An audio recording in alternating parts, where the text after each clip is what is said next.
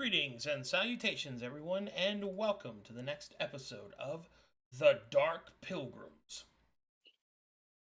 Hello. Howdy. Welcome to Slur Sunday. Hi. The count of three, we're all going to say the word. No. I'm gonna say it, Batman. You can't stop me. I'm gonna say it. I don't care that you broke your arm. Oh. Alright. So, last time on The Dark Pilgrims. After crashing with the Black Lion, they awaken to a strange circumstance of ships that are the same, lost, cracked across a broken shoreline. As they escape, their encounter with the creatures that make up this strange land harried them as they enter the foot of the screaming taiga. It is here, searching and trying to find some headway, that the Dark Pilgrims took camp to have it interrupted with an ambush. So that's where we're going to pick right back up where we left off. You guys under attack in the night by a Knoll ambush. Okay. This will also act as the combat tutorial. Who fucking Ray? Yeah, boy. Let's beat him up. Shoot swells. I'm gonna shoot him. Yeah, I'm back. we can't. Yeah, we can't possibly kneel down the tutorial, can we? Nope, that's impossible. Actually. Yeah, it can't happen. Yeah? Oh, flipping with the Hey, you think so? Poking the bull bunch. It's fine. There are a lot of people that thought the same thing. Look, they literally took the ship that's basically tempting fate. And look, why not do it some more? Strike me down, Zeus. You don't have the ball. Alright, you should hear that? Yeah. Alright, let's get to it. Woo. First up, I will roll everyone's initiative. As a quick aside, I have to tell you something about the initiative tracker at this time. It's a little fucky-wucky. While it does roll everybody's stuff, you are kept track of in reverse order. So, that means that those at the bottom will go first, and we're going to go from bottom to top. I'll just verbally call out whose turn it is, so that way you don't have to worry about it. And we'll also reset each initiative as the rounds tick down. Something else, keep in mind, you can't pass turns yet because something happened, so he's working on that. So I will verbally say who's going next and all that good stuff.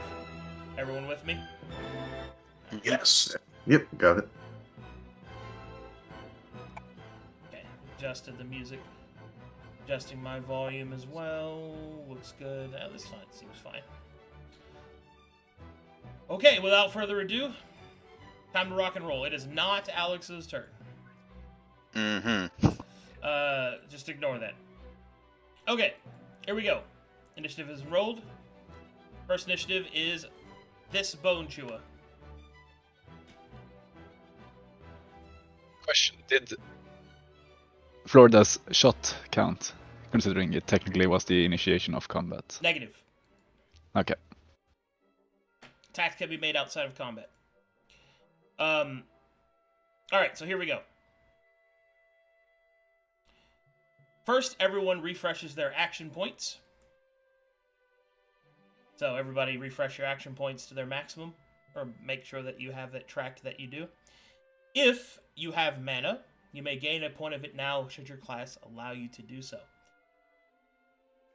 Wait, so you start at 0 and then gain 1? Yes. Gotcha. Alright, here we go. Bone Chewer Warrior, rock and roll. He's going to start up. We're going to start with... do this. Oh yeah, it's in meters. Let's go. Vomit. That's not my freedom units. And that's also not the correct amount of meters. So, like, Every space is 5 feet, I assume. Yeah. everything is marked by squares anyway. So Yeah, we're Okay, not cool. 10 meters tall. Let's see. God, I wish. 2 action points to get to here. As they roll into combat. The Bone Chua warrior comes running straight directly at Rovain on all fours. Definitely a lesser race. But as it stops before him and stands tall, even he cannot deny the physical prowess of such a creature. Standing 7 foot tall whenever it's maximal in its standing, although it is hunched most of the time. Overarching shoulders and bearing primitive weaponry. The creature will raise back its club and will try to bring it down onto Rovain. So you'll be targeted first. I need to do this. Because for some reason that stuff's still happening. Okay, here we go. Give him the old club. An 8 probably doesn't hit. It does not. Let's see here. Alright, he will try again. No, he does not try again. Okay, that's it for him. Next is Florida Steve. Oh yeah? Light on me because I should be holding a torch in one hand. Yeah. I will make the torch effect for you. Sweet.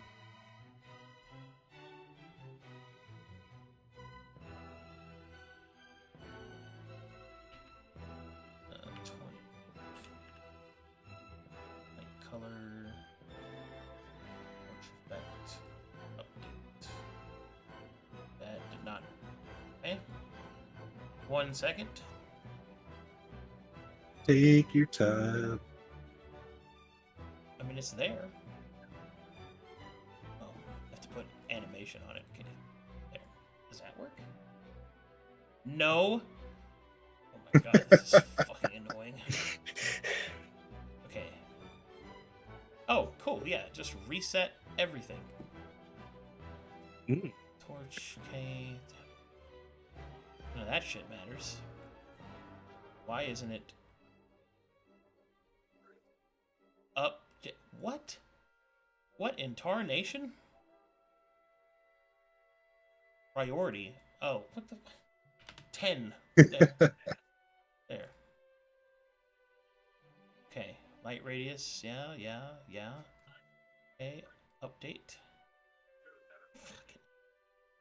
Okay. I'm gonna try one more thing and see if that works.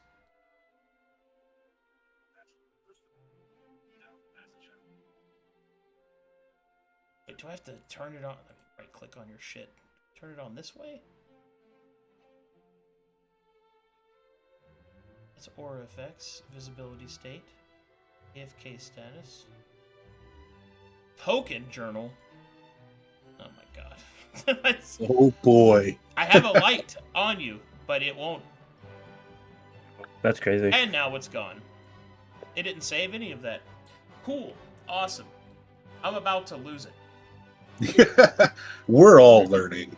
Okay. Yeah, it's... Yeah. Set that to 10. Priority 10. Or priority 1. I'm going to do 1. Whatever. Light animation. It's torch. Okay. Awesome. Sick. Nice. All that's fine. I don't know what any of that shit is. That shouldn't matter. Okay. It's not torching. I don't know why. It's not doing it. Let me see. Can I make an effect? No. Can I do this? No. What? No, that's not it. This is asinine. I guess it's just broken. I don't know what thing I'm missing, if I'm missing something.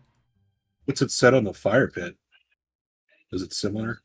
Yeah, Gabas, can you copy the fire pit effect onto his token or something? I don't know how it works. Well, the fire pit effect won't move with you.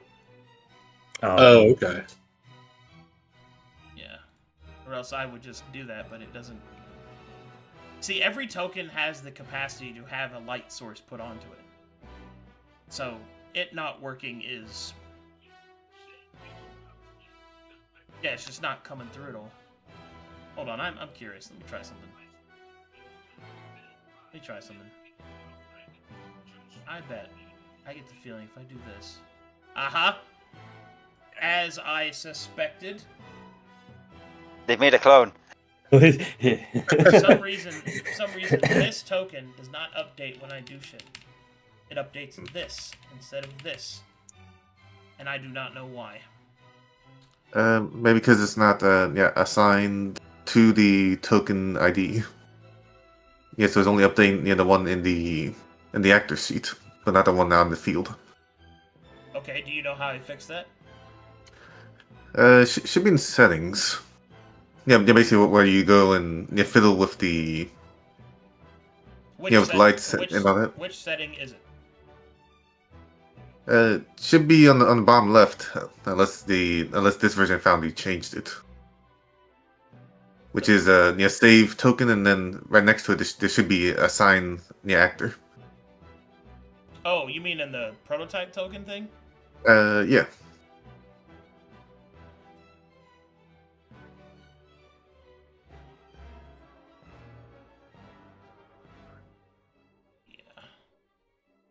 Okay, you know what? We're gonna do it this way. Oh, now that's broken. Cool. Sorry, man. No torch for now. Fucking just let's roll. You spent too much time on this. Okay, couple other questions then. First one, do I get my martial discipline? I get that from one-handed specialists. Yeah. Which one did you choose? We haven't really gone over it. I think I'm gonna take cut. Okay, which one? What am I choosing from? Hold on. Oh, okay. So that's Well, first, your one-hand specialist, is it in whip? yeah. Okay, so it's in whip. Okay, let's go to whip. Then I'll take slice through. So you're going with whip. As Yeah. you reach, cut. So let's go to the disciplines. Martial disciplines. Cut, slice through, gives it cleave. So yeah, Okay. you can choose that. I guess that doesn't matter because I'm using my one-handed crossbow right now, but I'll record that somewhere. And can you explain how runes work? How that resource works? Sure. Y-Star, you're a raider, right? Yeah. Okay, so you have it works similar to superiority, whereas you just have that resource pool. You have a number of those resource pools equal to your to the number of character paths you have. Specifically, runes can be used at any time, same as any of the other continental resources, as to that pertains to the effects that they affect. So you can use it when you cast a spell to increase the damage die. You can add a tier of elemental affliction to the next weapon attack that you make as you make the attack. You can gain resistance on an ability used by a martial class as it's being used against you. So on and so forth. So if I take 4 shots at one of the gnolls, can I add fire damage 4 times to it? You add fire damage once. Once. Okay. Yeah. Okay. So I think I'll do that. I'm gonna take 4 shots at the guy up north from me. That guy? Okay. That guy. I guess 1 shot will have fire damage added to it. The first shot, and then the other 3 will be normal. First shot has fire damage. Got it. Adjusting the view for shot. So firing at this guy. Take your shot. Here we go. One. That is Awesome. That's a great start. You All right, Flora. Florida Steve, you enact the ancient runes of your people upon a bolt onto your hand crossbow and fire it into the forest. I just fire it straight up in the air. Thankfully, this is a pretty cold and lightly frosted with snow, so hopefully no fire will happen. Hopefully. All right. A rabbit's day has been We got ruined. we got the trash out of the way. Okay. Sorry, it's first roll on the way, but bad roll on the way. Once again, Florida Steve demonstrates an innate capacity to kill the Oh yeah, I've got that squirrel. alcohol in my hat. I think I'm drunk right now. You mortally injure the squirrel's day you ruined. Okay, now that I think there's something good. Let's go. Try rolling it a few more times. I don't know what you're aiming for, but Oh, no, never mind. No, you just Wow. life sucks. I really just rolled 3. What's Perhaps using your dex, not your Good job. strength, to fire that crossbow. Yeah. Oh, what's it using? might be Hold wrong. on, let me edit it. You would still miss, but it would be better. I mean, yeah. Oh, where's that set? Hold on. Oh, he was using strength. Okay, it's probably a minus, but still. Where's that set at? Hold None of on. those are the hit anyways. It should be under your. I got it. I'll fix it. I'll fix it. Oh, okay. I'll fix it. So that last one not even hit? Well, hold on. Hold on. Okay. Let me fix it, and then we'll talk.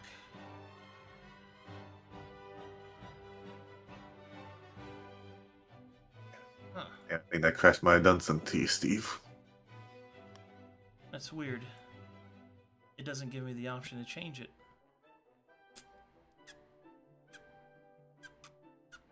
Why is that? Huh, weird. What's your strength? Oh, your strength's 10 anyway, so it wouldn't have modified the die in any way. Yeah. Yeah, okay. Yeah, that's why my dex is a lot better. Anyway, so you rolled 3 ones in a row, which is a 1 in 8,000 chance. In case you were wondering.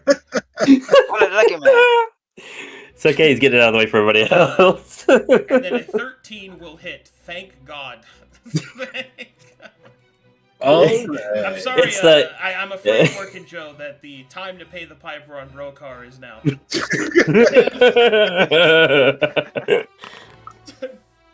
Oh. Hey. There's another one. Got him. Oh, man. Somehow it feels like it's in character, though, for you to be notoriously bad at this. Okay. Yeah. Maybe because he lit the torch up and like the brightness is kind of getting in his eyes. Oh, Not used to God. looking through the bright to the Some dark. ash blew into my eyes. So I'm trying Yeah. to Just wildly waving the crossbow around. Okay.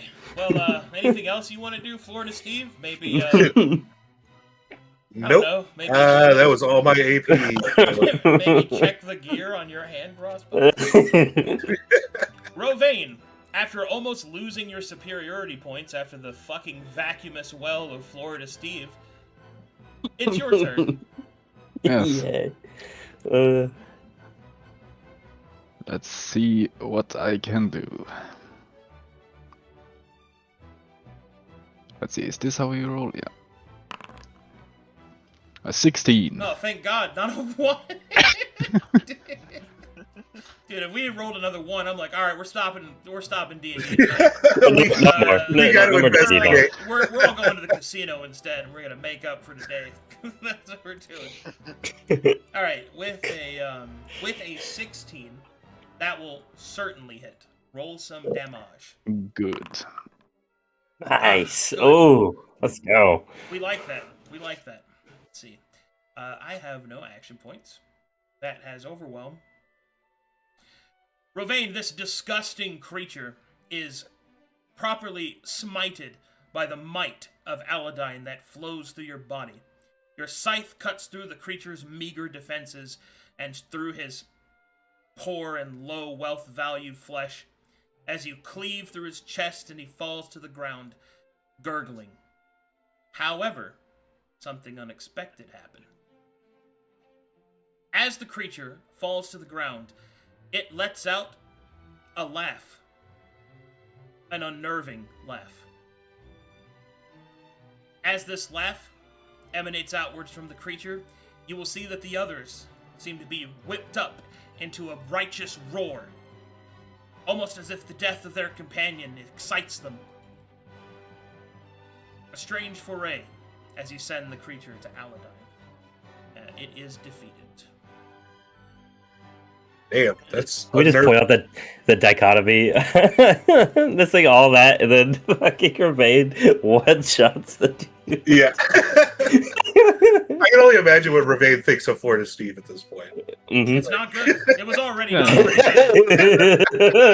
It's a little worse now. It already started off not good. The expectations were low, but Damn. That's actually a perfect use of that meme. My expectations were low, but Jesus Christ. Oh. You know that. Yeah, Oh. yeah. Now I'm trying to understand. Why I was tending to so many whip wounds on ship. So, that was 3 action points. yes. What to do with my last? I don't have my shield wraps, so I don't have any actions to use them. So move, but where? I think I will move there. Yeah, get away from that vacuum. Get away from the lesser. Between both. And that's my turn. Okay.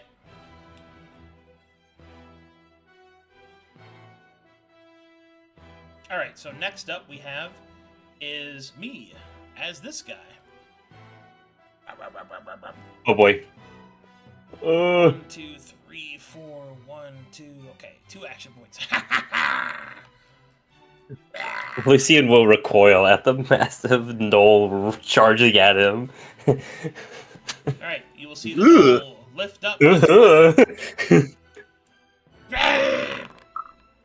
Oh, fuck. Shit. You see kind of like wiggle out of the way at the strike. Creature will laugh in the creature will laugh in Lucian's face.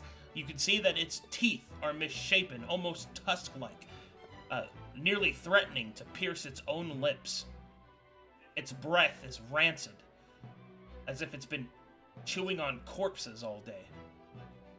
Durin, it is your turn. But I think Florida Steve needs some support over here, so he Yeah. can figure out what's going on with his crossbow. Yeah, Because I'm gonna. Oh yeah. stand behind me, on over Florida here. Steve. I got this. Take a breather. Yeah, that's one action point. For the action points of guard and parry, basically I don't use the action points on my turn and leave it left over, Okay, and now so it gets used.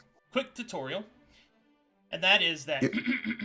So, defenses in this game are active defenses, which means that you use them in response to things happening.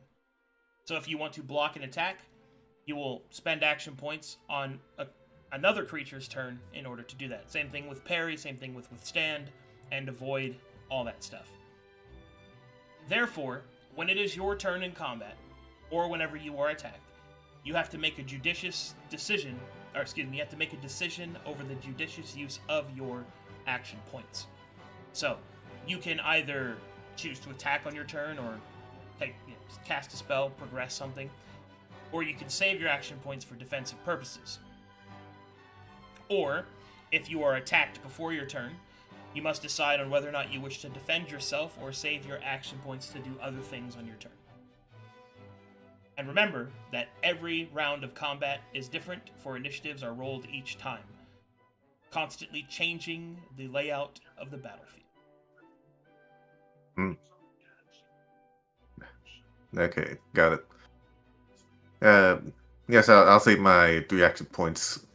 Yeah, for what's to come. Sounds good. Yeah, let them approach. And Let them approach come. you, they will. Because now it's this. Oh, now it's this guy's turn. And he will do just that.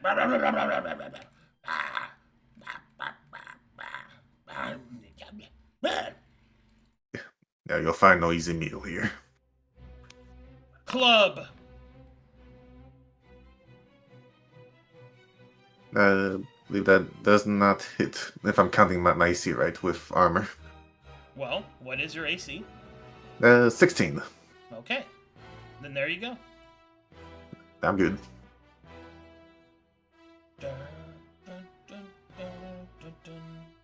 If I recall, you have Conqueror's armor, right? Yes. Okay.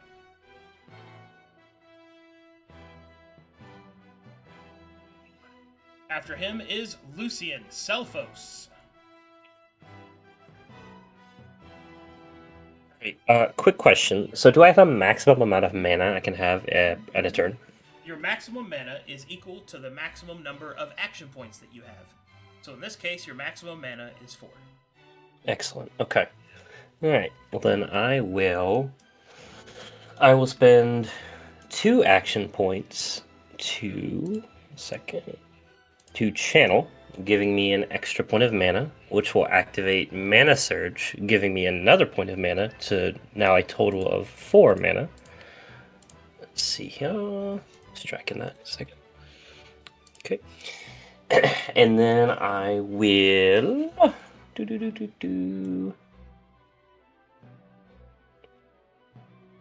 Sorry, 1 second. Looking. All right.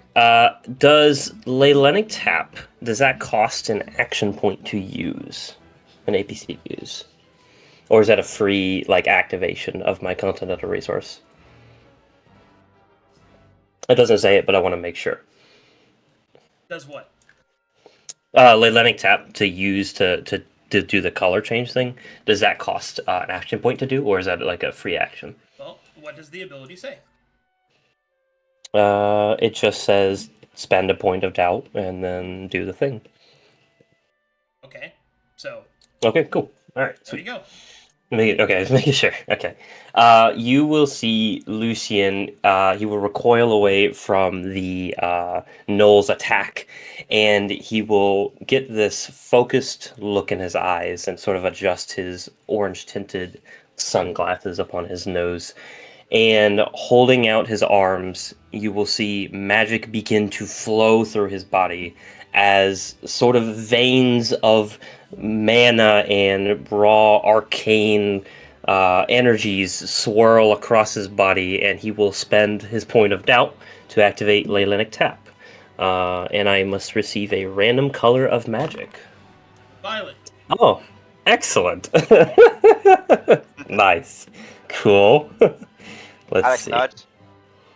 You will see, so as the mana swirls and coalesces into him, the 7 colors will briefly flash before a violet energy seems to suffuse down his tail, and the marks along the base of his snake tail glow that violet color now.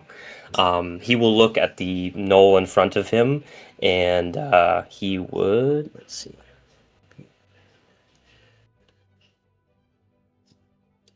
I'm going to cast, let's see, going to cast Bolt at the knoll in front of me. Let's see, looking character sheet, spells. Do I just click on it and then? Yep. There we go. Okay. That has all the information that you need. If it's a spell attack, which it isn't in this case, it's a test. So, gotcha. You would choose your roll, and then you would tell me what I need to roll from the list, or I'll just read gotcha. it. And then we do a contested roll to see if your spell is successful. So, gotcha. First target. I will target this knoll right here in front of me. The knoll in front of you. Excellent. Gotcha. And I will roll my grace. And you must roll your stamina, tenacity, willpower, or resilience. Okay. Roll 10. Survey says, not today. Ah, dang it. Okay. Alright, and that was 1 point of mana. Yes. Okay, I will. Tracking. Alright, I will do it again. I will cast Bolt at him again.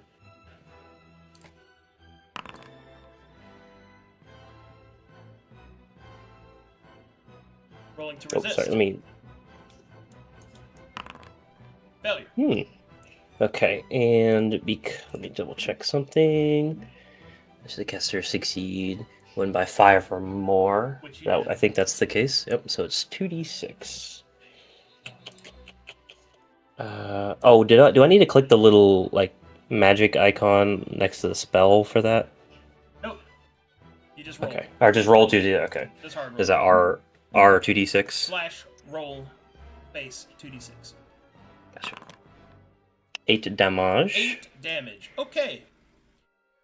This guy right here, he gets the ouchies.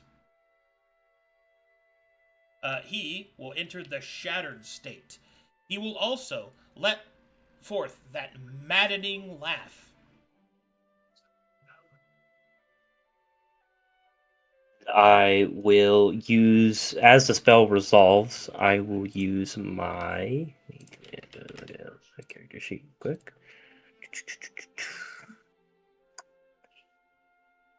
These spell winds shifting spells. Whenever the spell resolves, I may move a number of squares equal to my stamina, grace, or initiative, which is 2. So I will move over here, out of his range. And Alrighty. then, let's see, I should have 2 more mana? No. Let's see, I have one is twice. I think I have 2 more mana left because I only cast it twice. Yeah. I will then. I will look to Ken's character.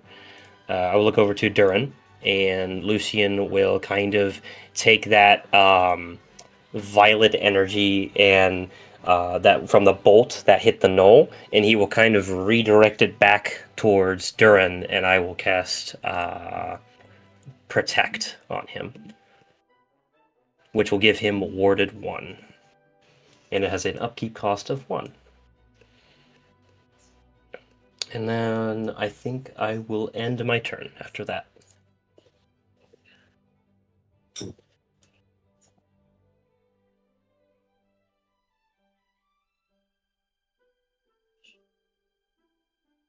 Which, for those who don't know, warded would give a bonus to AC equal to the imbuement. So, Ken, you have a +1 to your AC.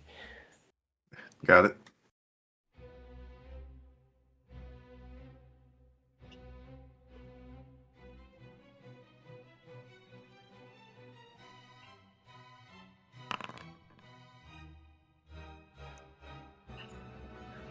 They got javelins.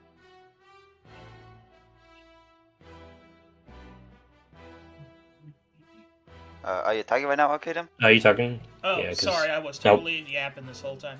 No, you're good. So, the Bone Chewer in the darkness will hurl back and throw a javelin at Lucian, which will critically hit them. Owie. Please take 8 points of damage, Okay, that reduces my HP to 0 and which means 4 you gain damage after the that. wounded. You gain the wounded trait. Or Gotcha. wounded condition. Alright, this one will hoop, holler, and just start yapping. Alright, it will roll back and throw another javelin. This javelin will go towards Florida Steve.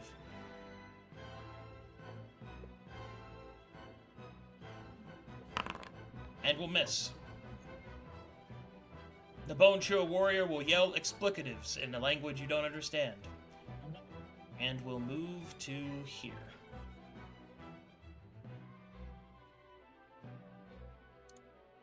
Alright, next is this one. This Bone Chewer, in the top right-hand corner, the one that's been wounded, will throw a javelin at the guy who shot him. Good old Florida Steve. No. Please miss.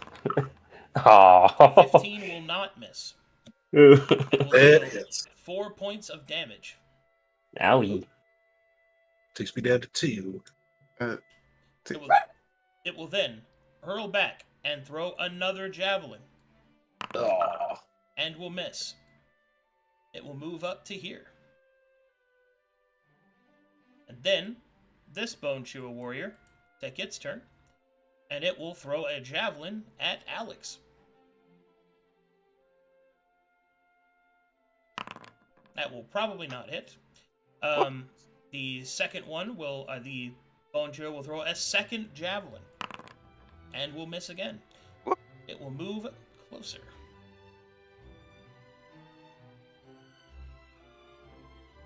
Okay. Boom, boom, boom, bam. I will mark. Okay, never mind. That's also a problem I need to solve. I can't change their individual stuff. Okay. Annoying. Alex. Alright, so a few things activate. Glory started earlier, so I had 5 courage. I gained 5 courage, and because of Ironclad, I gained 1 tier 1 inspired, which on the start of my turn gives me 1 courage. So I now have 6 courage. Courage activates, I now have 6 temporary hit points. Negative. You don't stack them that way. Well, I still got 5 from the beginning. Order of operations is this. Glory activates first because it happens at the start of the fight before the rounds actually start. Then you hit round 1, which means that you gain courage goes before inspiration application. So courage generates your THP, and then you apply any bonuses to your courage from other sources, so your courage goes up. And then that means in subsequent rounds you will gain temp HP based off the new current total. Got it.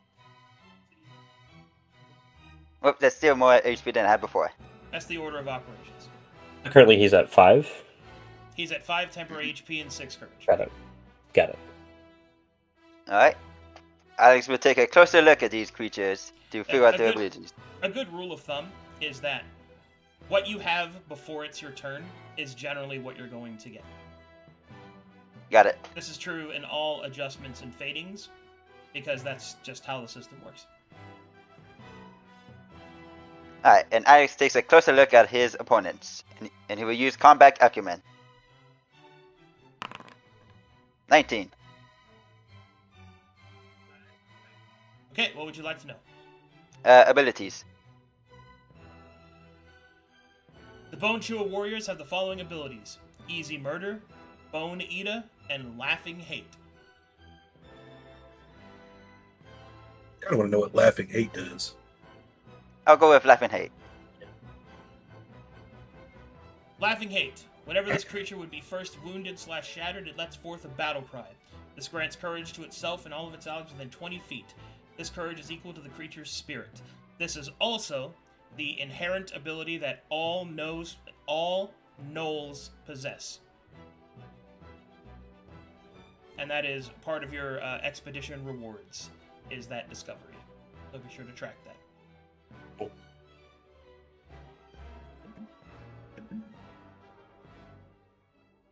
Alright, I'm just typing in the notes. And Alex will look closer once again.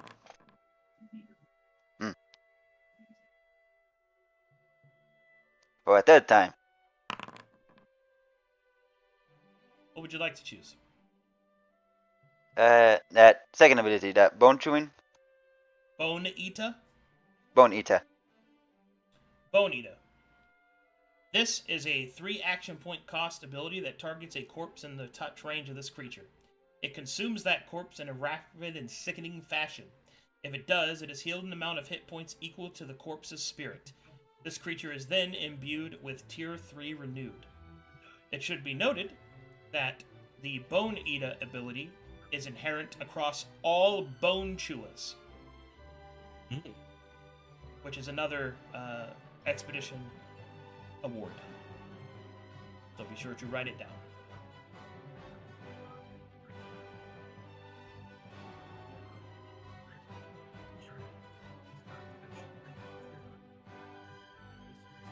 Alright, and Alex will try to figure out that last ability. Okay. Easy Murder. Whenever this creature would deal damage with a primitive weapon, they deal additional damage if the weapon is broken. The additional damage is equal to their spirit. It should be noted that Easy Murder is attached to all creatures that have the template Stone Warrior.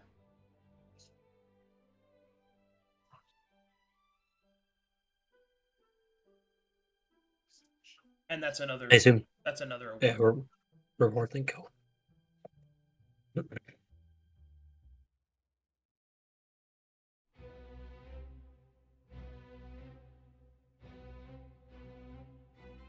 Alright, I'm just typing acumen next to them so that we know that I've got this durability and we're not just guessing that. Yeah. Anyway, that's all my action points. Okay. Smart guy. Alright, we've reached the end of the round. It is now round 2. Can I at least do to round 2? I cannot. Fucking great. Okay. Anyway, rerolling initiative.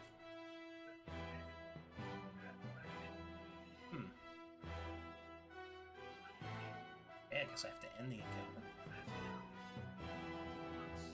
Thought I could... I was able to do it yesterday. At least that's not annoying and awful. There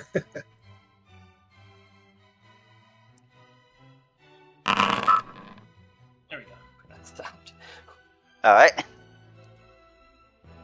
Alright, initiative has been reset. And so it begins. Oh yeah, he went I'm going last. Yay. Okay. This Bone Chewer wins initiative. It does a little dance. It's so happy. It's gonna move in. It's gonna... He doesn't have to. I mean, that's true. He could go somewhere else. He will attempt to beat the shit out of Durin. I mean, really give it to him. Hell yeah. Full brakes, no stop. Yeah, then do it. Hey, that's pretty good. Alright, so there's the attack roll. It's Everybody's AP's been refreshed. Everybody's mana has been increased by 1 point asterisk. So, yeah. What would you like to do? Remember, you can let's use see. parry or block or any other access points that you might have defensively on your character. Let's see, I'll use parry. Okay. Before you lock in that choice, remember that parry reduces the attack bonuses total. So make sure that you have the sufficient amount of penalty in order to reduce it so that it will miss. If I meet your AC, I hit you. So you have to get it below a 17. So you have to give me at least a -3. Do you have access to that in your build? Let's see, -3. Parry's based off the weapon itself. It gives a minus. Yeah, it's a 1. No, I think it will. Okay, so maybe you would consider to use another source, perhaps a block. I'll go for a block then. Very well. What kind of shield do you have? I don't actually have a shield. So you can't block. Oh, okay. Do you have any other source of block? Like a Manica or anything like that? No. Well, all right. No, what I do? Then I guess I'm it's taking time. straight to I face. guess it's time to be hit. Okay. Okay, so just to make sure he knows the rules. So I think he has improved parry, right? Does he? Yes, I do. Oh, Yeah, from okay. Samurai. Well, that changes things. Yeah. Okay. Read improved parry. Good prowess. Let's see. Contested check. Use prowess initiative or grace. The attacker receives a penalty to the attack roll equal to the sub attribute used. Actually I can. Which in your case would be prowess. Now, that's -2 so far. Do you have another -1 source? Because remember, reducing it from 18 to 16 means I still hit you. No, because I gave him warded. I gave him warded, so he's at 17. Yeah, I'm at 17, and I believe I get a additional. Well, then there you go. Then you should parry, Yeah. because your AC is actually 17. Alright, going for the parry. Go ahead and roll your prowess. I'll also be rolling mine. Roll off to see if you parry. Yep. Oh, nice. That's pretty good. Yeah. Hey, guess what? Let's go. Get that weak shit out of here. And as an activation of the violet color, because you're imbued and the attacker missed, the attacker takes force damage equal to my spirit. So take 1 damage. Oh no, I'm paid now. Let's go, Violet. Hey, paid and paid now. Indeed. So I would imagine as like Durin like knocks away the Bone Chewer's thing, violet light like pulses out at the fucking Bone Chewer like flashing lights. Okay.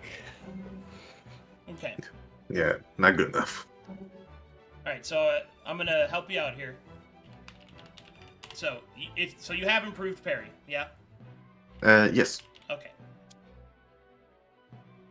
Teachable moment. I want you to read through all of improved parry, and then I want you to tell me how much your negative is. How much base negative you give. Let's see. Equal to the APC of the weapon, correct? No, stop. Just No. read the whole Okay. thing. Don't stop. Read the whole thing. That includes the core feature, because remember, it also adds on stuff. So be careful of that. Okay. Penalty to the sub-attribute used, which is prowess, which is 2.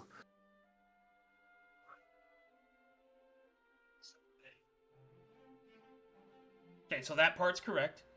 But you also have an additional bonus to the parry check equal to the APC of your weapons that are being wielded. So that means your bonus is actually higher than 2. So that's an important thing to keep in mind. That's all. Okay. Just wanted to make sure you're aware of it, because if you're going to be a parry character, that's something you want to know. You're stronger than you think. Yeah. Okay. Okay, So got that it. was cool. I have another one in me. Let's see if you got another one in you, champ. Time to go clubbing. I will miss. That's a miss. Yeah, okay. The violet effect activates and he takes 1 damage. Oh god! No, it's not fair! This is fucking bullshit! Okay. There we go. Next up is this guy. I wonder. I'm gonna do things to Lucy. No. Mm-mm. I'll move a little closer. Shakes head. I don't consent. I don't consent to this. Fortunately for the Knoll, it can't understand what you just said. Uh-oh. This is anyway. Alright. What's your AC? Oh no, actually that hits. I apologize. Sorry, I was thinking of the Kens. Meets That it, does meets hit. it. Meets it beats. Oh wait, no, it wouldn't be because of. Wait, do I have? Wait, let me double check something. Oh, sorry, apologies. This is the time to learn. Yeah, so Armored Robe would give me the +1 AC because I gained mana from the beginning of the round, right? Yes. Yeah, so no, it would miss. Okay. How about that one? That does hit. That hits. Please take 1 point of damage. Okay, I'm wounded, so I take damage. Does that you're incur wounded? something? Okay. So, because you're already wounded, that changes things around. Whilst wounded, any damage of any kind puts an injury on your character. Now, there are 4 categories of injuries. Minor injury, major injury, critical injury, and final injury. Generally speaking, final injuries mean that you are out of the fight, or you're dead. So, minor injuries generally don't do anything other than make injuries to a specific area of the body worse. Major injuries cause detrimental combat effects, or detrimental game effects. Critical injuries cause even worse game effects, and sometimes permanent ones. And then final injuries are they're defeating injuries that also have the chance of having permanent negative detrimental effects. It should also point out that there does exist, due to my recent writing storm, a special injury list which is generally only available when dealing with certain enemy types, abilities, and situations. Gotcha. So, putting that aside. God damn it, Waymaker. Doriente Tormento. That's all I can think about right now, dude. Shit infects my brain. Oh, fuck. Okay. Anyway, we're going to go ahead and roll on the table, and we'll see where your minor injury shows up. Survey says... Le Uffington. Alright, he will club you right across the face. Oy. Right across the forehead.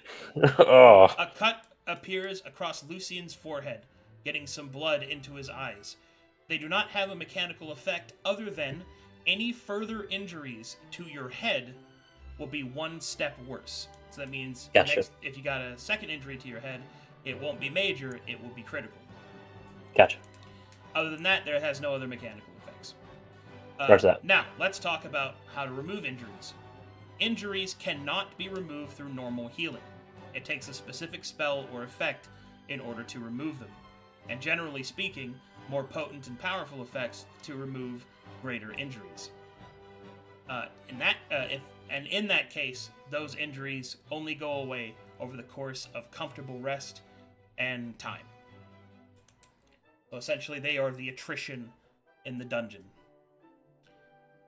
Alrighty, there we go. That will conclude the Bone Chewer Warrior's turn. Just a quick question. It did take him 1 APC to move from the square to the square, right? Yeah, I attacked you twice. Oh. Okay, just make it. Okay. Thank you. Yeah, I have three action points. I'm not as cool as you. Okay. Is that Sweet. Florida Steve, first of his name? Oh Yeah. my! What a strapping lad. If I go ahead and just drop my hand crossbow and take out my whip, does that take an AP? Dropping doesn't, pulling out does. Okay. Unless you have class features. Yeah, I think I'll still go ahead and do that. I don't think you have fast hands. No. That belongs in a museum.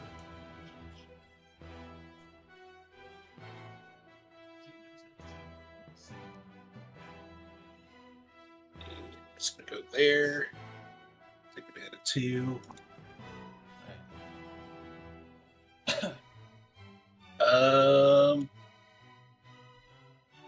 The guy directly above me, how's he looking? Like, how injured is he actually? The guy above you is bloodied. Meaning he's at half HP or lower. Okay. And quick question about cleave. Yes. So if I hit the guy above me, do I move and to hit one of the others too, or do they have to be like standing next to each other? So, cleave as a keyword is this weapon deals its weapon damage to an adjacent enemy of the wielder whenever they would deal damage with this weapon. This only occurs if the original attack would also hit the new enemy's AC. So they have to be adjacent to each other. So he would have to be here. Gotcha. So like these guys right here, if that guy was alive, you... Yeah. Like, I want to hit the guy directly above me, but I'm worried the guy to my left is going to start eating his comrade. Yeah, I've been thinking about that too. I thought that was going to be last turn, but unfortunate if something like I would get rid of this guy then. That way he can't. Because Duran's gonna have your Duran. If this guy is that guy, this guy cannot hit that guy. But I think he's probably gonna want to kill me. I think that's right. Yeah. I'll More than take a likely. shot at the guy to my left. The answer may surprise you. Survey says. And I am also proficient, but I'm not seeing any bonuses on the attacks. There are no proficiency bonuses in this system. Oh, okay. It's all raw rolling. Small numbers, big decisions. Hey, I have excellent news.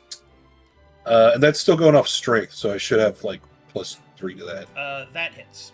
Also, when you click to roll, That's where it actually is. You can select. Oh, I could change it there. You Okay. can change it there. Okay. God damn it. Well, I gotta tell you, I was taught a lesson, sir. What's your dex? Because you'd be adding dex to that. My dex is 16, so. So +3. I'll take 4 damage. Ouchies. All right. All right, that will wound me. One more. I think it was already wounded, right? Yes, but I had temporary HP. Ah, okay. They Okay. get courage, remember? Yeah, the courage from the Laughing Hate. Hey, but Nice. that'll get the job done. Yeah. 6 damage. All right. That will crack the whip across the creature's face. It will howl in its own blood and fall to the ground, no longer laughing. Lucian, clutching his head, will look over to Floor to see if, thank you so much. And we'll adjust his glasses. So, Anytime, amigo. Tip your hat. That's my turn. Damn it. what is an amigo? No problem, amigo. What? Oh, God. Okay. I seem to be out of javelins. Hmm. So I will move No. ahead, and I will fight this pretty elf. No Scary elf. javelins. But it can't. Javelinless. Alright, he'll hop over this log and wield his club above his head and try to get a piece of what Rovaine's cooking. Whoa! Fuck! That will I'm trash. I'm so fucking sick! Oh, Oh. Alright, well, that was terrible. Alright, next is Durin.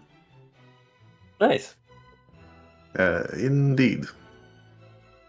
Yeah, I'm gonna Kick their ass, buddy. Strike out this one. Yeah, Kill him. Kick his ass. Yeah, get him. Get him. Teach him a lesson. Teach him a lesson. Nice. Whoa, that's a pretty good lesson. Can I see some damage? Hey, that didn't add your strength. Do you have any strength? Yes, it's an additional +3. So a total of 6 damage. I am wounded, sir, as you slice across my body. He says in a language you don't understand. I wonder what he's saying. We say to the god of death. Yes, precisely. All right. That's probably it for you since you used action points to parry earlier. Let's see, I should have 1 remaining, which I'll save. Okay. Sounds good. Next is Bone Chewer. Oh, sure. I'm a bone. I got a bone to pick with this cat. I'm a chew your bones. Cat versus dog. Alex braces himself.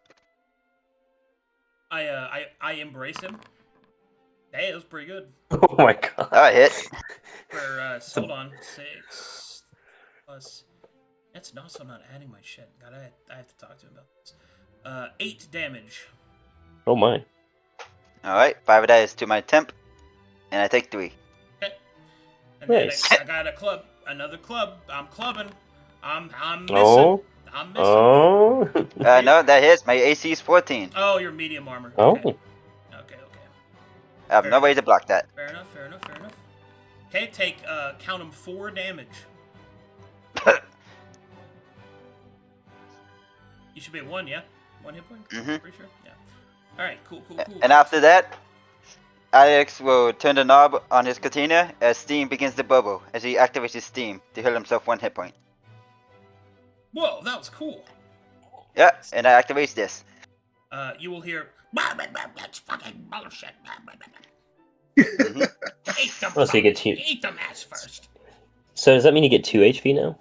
Is On your my dude? turn, I'll heal 1. Oh, your turn. Got it. Okay, got it.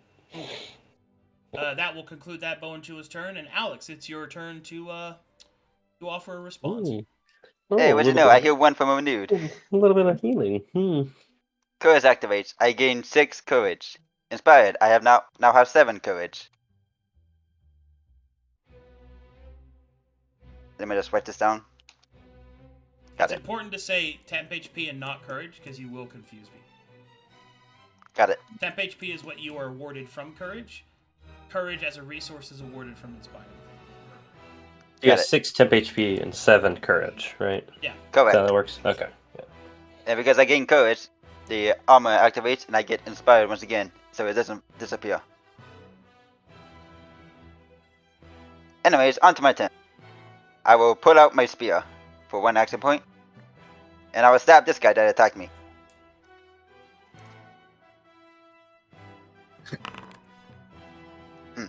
Now with that. All that for no blood at all. Oh. Mhm. Seeing as how you try to do something like a cat, the dog will point and laugh at you.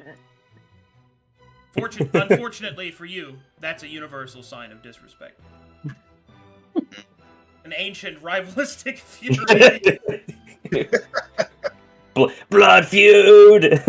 Dog versus cat. Ancient.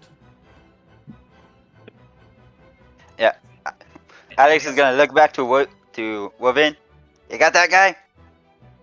Just kill it. Of course. He will laugh. Of course. Like, Alright. I do want you to roleplay the laugh knob, but you also just saying, he will laugh. It's just... What So yeah, I will use my kind of a- ability Gambit. What kind of a fucking question is that? Can you kill him?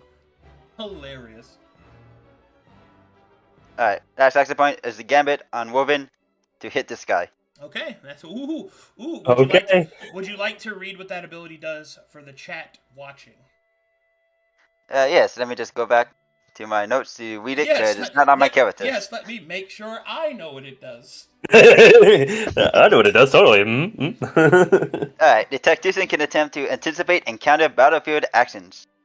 The tactician selects an action the target would make on its next turn. Then, predict if the target will be successful or fail that action.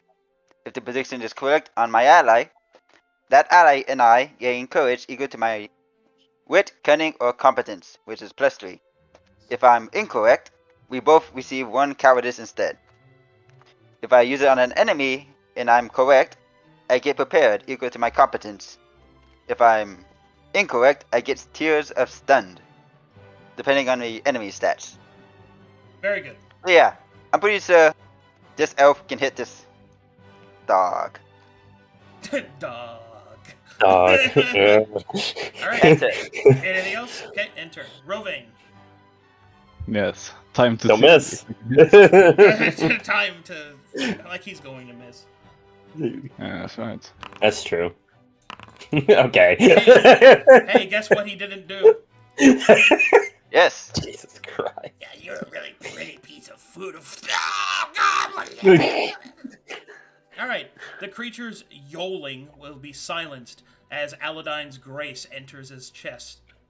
Oh boy. And Gambit's activate. We both get 3 courage. Lovely. Ew. Rowan will smile and he will move up. And smile at the knoll. The Knoll will And smile his back. turn. It is not nearly as enticing as your smile. Hey, it's this guy's turn. Hey! Stupid dwarf. Okay, I'm gonna club you. I'm going clubbing. I'm missing. Take 1 damage. I'm clubbing. Oh, Oh my god! Oh, what was that? Oh yeah, you better take 4 damage. You like 4 damage? We love 4 damage in this household. Here's another one. Pow! Ooh, another hit. Is it? No, you're right. No, it's a No. miss. No, and take 1 damage. Take 2 damage. Oh, that works. Ow. Yeah, I'm still standing. Okay. Lucian! The ward Oh fades. boy. Gotcha. Oh, so I don't so I have to spend the upkeep not on my turn? Or do I have to spend it now? How does that work? I'm sorry. You have to spend it on your turn. Oh, so I have to pay an additional 2 give the upkeep. Okay, cool. Awesome. Alright. Good to know. Alright, so let's see how. Make sure I'm good, right? So I'm currently at 3 MP, 4 AP. I will spend 2 action points to channel, bringing me up to 1. So, and I can't go over my maximum action points, right? So I'm back up to 4 now. With that, and I will spend 2 mana to cast Warded on Durin again with the upkeep cost this time. So now I will go through next turn. And then with my remaining MP, I will. Which one? This one's like bloodied, right? The one to the top of, or to the north of Durin, right? Yeah, Yeah. this one. Got it. I will cast Bolt at that guy. As a bolt of violet light will streak out towards him. Which one? The top one up here, the northmost one. Let's see. Spells. Bolt. Okay. Oh, well, I guess it... Oh, does it automatically take into account my grace? Oh, that's cool. I didn't know that. Okay. So, 14 against... It should. Like, we're still working out the kinks, but it should. Okay, cool. No. Alright, so 2d6 to him. Oh, no. He's down. Now, I don't want down. Or no, yeah, it's a 2d6. Don't do it. 8 damage. I'm shattered. Oh, God. Wait, I'm shattered. Alright, courage. These two. Alright, and then for my last point of mana, I will cast the same thing again. Bolt. I shattered myself. Ooh. Beta 9. Okay.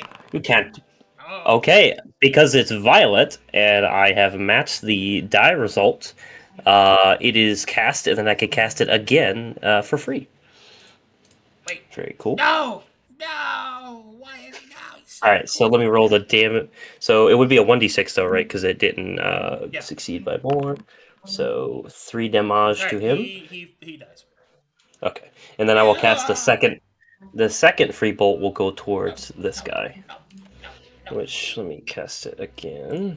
No, please, don't do it. No. Oh. That's not good. 16? Survey says. Nope. Alright, 2d6. My. 6. I'm 7 shattered. damage. Nice. And that is, that's my juice tapped. That'll be my turn. That's all my juice. Alright. Oh, I wonder if I do it like this. Oh, I have to hit this, and then I do this. Oh. Oh, my. Yeah, you might want to mute sound effects. Yeah. Oh, How do I do that? You get that awesome turn where you went last and you went first on the next round. Hell yeah. The Okay. combo turn. So now so does my mana refreshes, right? Back Yep, to one, up to everybody's 1. mana refreshes by 1 asterisk. Okay, so it Everybody goes gets to their action points 2. back. That goes to 4. Okay. Alrighty. Da. Oh, crikey. Lucian's ulting. Blast. Bolt. And that the warded effect, so he still remains warded, right? Because I paid the upkeep cost last turn. Well, yeah. Okay, and then I would have to pay it. You pay the upkeep cost on your turn. Okay. Yeah. Okay, got it. Okay, so I will pay the upkeep to keep that on. So I go to 1 MP, and then I will spend 2 AP to channel, bringing me back up to 3 MP.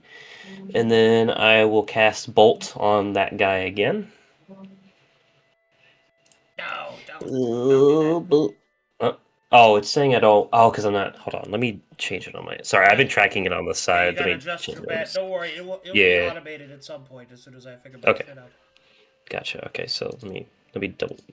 So I'm at 3 mana there. Okay, and now I can cast Bolt. I don't think that will work, but maybe he rolls like a 1. Nope, I he did rolled not. two Well, 2 ones. ones. Well, I guess I didn't specify. All right, and then so that is 1 MP gone, and then I will do it again. Beat that big guy. Well, I mean, if you insist. Okay. No. All right. 2d6. Blast. Oh my Bang. god, I'm dead. Ah. Yay. Okay. I don't have And any then avoid stuff. so should be one there. Okay, and then he will. Lucian still kind of clutching his head and like the javelin sticking into his tail. He'll whip rack around and see the one that they're fighting, and will use his last MP to cast Hello. yet another bolt. More bolt.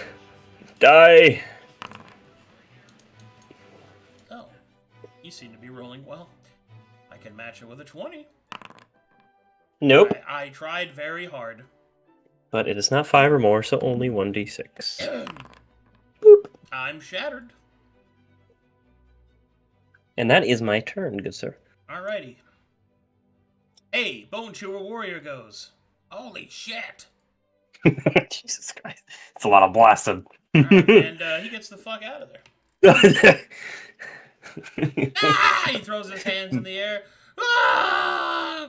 fuck this Man, shit does up. anybody have any rage to finish him off? Because I'd rather him not come back with Yeah. another Let party. me double check. 1, 2, 3, 4. I do have my spear out.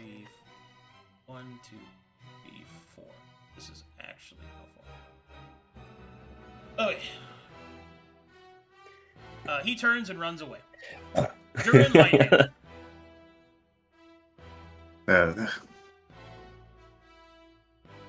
Best not to leave any stragglers.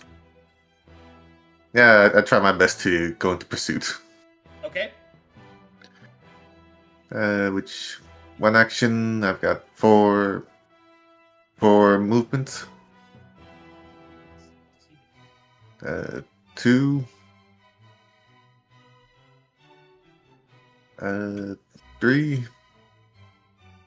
And 4. That's it for me. That's all my AP. Alex.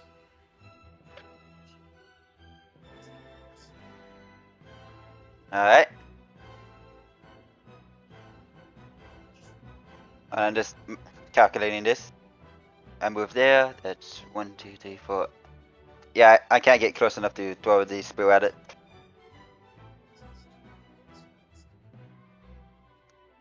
But I can throw the hand axe actually, I think.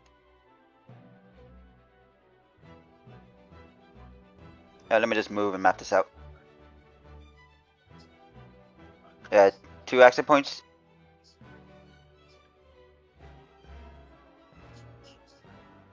Let's see, 5, 10, 15, 20, 25, 30. Yeah, it's still too far. What's the penalty for doing the second range of a thrown item? -5. They do have low AC. You could hit him. If you roll really well, you could hit him. But Alex knows his track record with throwing axes. But today could be the day that changes. It's true. Do it. Be a hero. Do it. Do it. Do it. Do it. Do it. Remember, Alex, Do you the miss every shot you don't take. Wayne. Cross Yeah, cross map tomahawk throw for Black Ops 2.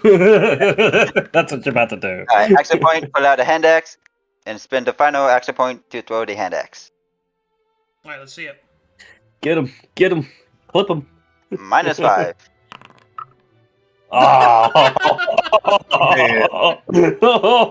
Oh.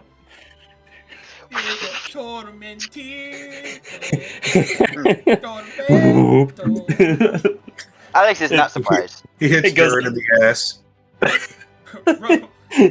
Ow! Alright, Alex. Next is Rovade. Yeah, watch where you're going. Let's think here. Okay, so 10 meters is 5 feet in this, right? So I should have enough movement if I use all my action points. Just count it up squares wise. Each square is 5 feet. I think it works. Pretty sure that works. What's your movement rating? 120. It's 3, but I use all 4 of my action points. Yeah, All but you have squares? cleave. You have reaver charge, don't you? Yeah, I've charged. That's why I'm going to attack. Yeah. Yes, and Come on, Slay Ravain. this fucker. Do we want to non-lethal this guy? Like, is Nope. there any? You're asking If you wanted that, you should not have let the last person to hit him to be a adherent to the death god. But hit would have been non-lethal, but you're talking to the shark guy right now. You know what, dude? It's like I can hear him in the background. Hey, maybe we should knock that guy. Cuts off his head. It like just decapitates him. Holy crap! Never mind. Jesus. And with that, the combat has reached its conclusion. Yay! That were actually pretty okay. I got a question, Arcadum. Yeah, what's up? I'm wondering if I'm using my light crossbow, my hand crossbow, wrong. Do I have to spend AP to reload it as well? For the loading effect, yeah. Oh, okay. So I can't fire it 4 times. I can only fire it twice. Yeah, only Okay. twice. I'll remember that going forward. I mean, you rolled 3 ones in a row. I didn't like. I was gonna talk to you about it, but after all the ones, I was like, man, I'm just gonna let him. Let him lay there on the ground. At some point, you just gotta. Right then wasn't the time for the conversation. Hey, I know you just sucked ass, but you know you're doing it wrong. Those ones, some of them you didn't have to roll because you couldn't have attacked anyway. Oh, alrighty. So, real quick, if I can take everybody's a second, as players, feedback-wise, that combat took 45 minutes. Mm-hmm. So compared to all the other dynamic fights that I've had, how do you guys feel about that? I feel like that's a sweet spot. That was good. I mean, that highs wasn't and bad at lows. all. Oh yeah, 100%. Yeah, that was good. I would have expected my violet bolt to pop off like that, but it did. What did you say, Dom? Oh, I like it. Yeah. Okay, I was just checking in with everybody because this is the the first couple combats. I'm going to be taking a lot of notes, but generally speaking, 45 minutes to an hour for one combat is something I do want to push for, and that's with novice players to the system. Eventually, you guys will get used to it, and then things will go by super fast. So, anyway, aftermath of the battle. The Knoll ambush party lies in ruins. Their teeth broken, their bodies cut in twain. Affronts to Aladyne's graceful. What does the party do next? I kind of want to burn all the bodies because Oh, God. I'm pretty sure they're cannibals, and that kind of unnerves me. So I kind of just want to burn all of them. So Rowan will walk into the middle of all of them, take out his scythe, go on a knee, and speak in Sharkai. My lord, Aladyne, death welcomes us at this new continent. Blood nourishes the ground, spreading your roots. We are here on the new continent before the others. If you have any task for me, speak now. If not, I will continue to spread your blessing until the land itself whisper your name. Damn, he's cool. What's he saying? And Yeah, then, he's cool. almost as in response, you will feel a rumbling in the sky. You will feel the area begin to thrum. It is difficult for most to believe whether or not it is truly the reaction of a god, but Rovain needs little assessment. You will then feel your scythe grow lighter. You will see the blood that splatters across its blade drip in an almost auspicious fashion. Though your lord does not speak to you directly, you feel that you are doing the right thing. Your scythe will have yet more to drink soon enough. And as you stand, and the sky rumbles, Rovain, you will hear the slightest whisper. To any that are not of your kind, they would have dismissed it as a trick of the mind. But you know that the superior iron fortress of a Sharkai's mind only opens without its master's behest to one, and that is the Lord of Death himself. single word is whispered. Crystal.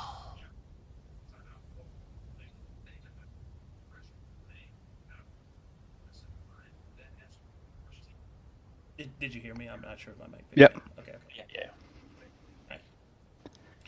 What do the rest of you guys do? I guess before Boy. anybody should. I guess Move we these should go bodies out of the search them. campsite. Like down here. That's what Alex is doing. Lucian will come over here and kind of coil up on himself, and he will start to gingerly tend to the wounds. Looking over to Durin. You know medical arts, yes?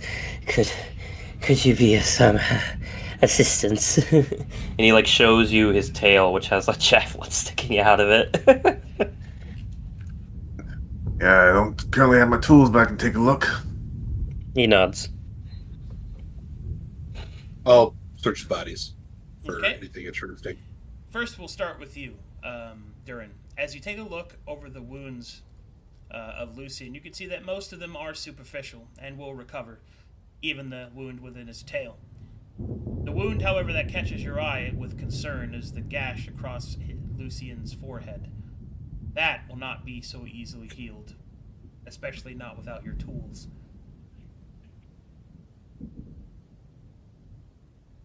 Your response?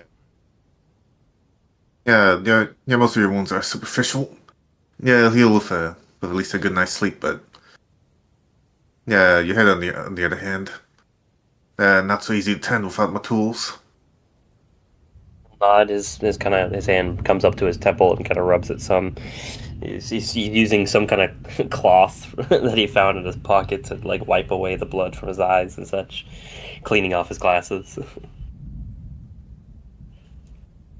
Does Lucian have any visible signs of the seven? Yes, he has a pendant around his neck. You will see is a 7-pointed star. It's a small pendant made of like a brass material. And as the combat fades, you will notice the glowing violet energies that course along the bottom side of his tail will dissipate back into their normal color, and he will lose that color. Ruane will walk up to you, and he will say, "Your performance was adequate, follower of the seven. Aladine deems you worthy of healing, and he will use his lay on hands, which I don't have on the token. That's fine. But I will roll a religion check. Okay. Heal 11. Oh, okay. Hell Back yeah. up as well. Nice. God, Excellent. Rovade is such a sick character. He's cool as fuck. Alright. You'll see. Go ahead. Go ahead. Oh, okay. As you reach out and touch Lucian, he almost like pulls himself back, like as in recoil, because he's not quite so sure about you. But as he sees your intent, he will lean forward and let you touch his shoulder, and his body relaxes as the. Describe the healing. What kind of healing is it, Rafane? It's nothing direct, it's just red light from his Magic. hand. Okay, Yeah. cool. Yeah, so as that red light kind of spreads and focuses around him, does my forehead injury heal, Mr. Kadam? Negative. Gotcha. Okay. Well, he looks better at least. All the cuts and stuff go away. It's really nice. Actually, let me double check. I didn't add that to the audience. I don't think you did. No, I did not. Okay. Okay, cool. Cool. Meanwhile, back over in the corpse pile, Lord Steve, give me an investigation roll. An investigation roll is comprised of your choice of tenacity or cunning. Hey. All right, keeping with tradition, Florida Steve rolls terrible. As he looks through the various pockets that the gnolls have, he doesn't really find a lot. He finds pieces of bones. One of them has a dead vole in his pocket. Another one has what could only be described as droppings of some kind. However, that being said, sure, Alex. Okay. That being said, the two of you are able to uncover that one of the gnolls carried something, well, conspicuous, to say the least. Within one of the knoll's pockets, you find a strange crystal. The crystal appears to almost look like quartz, although it is somewhat mutated into a nearly crescent pattern. It thrums lightly with mana.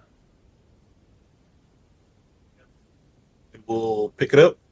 Can I roll with rolling history on that? Reveal anything? You can try, yeah.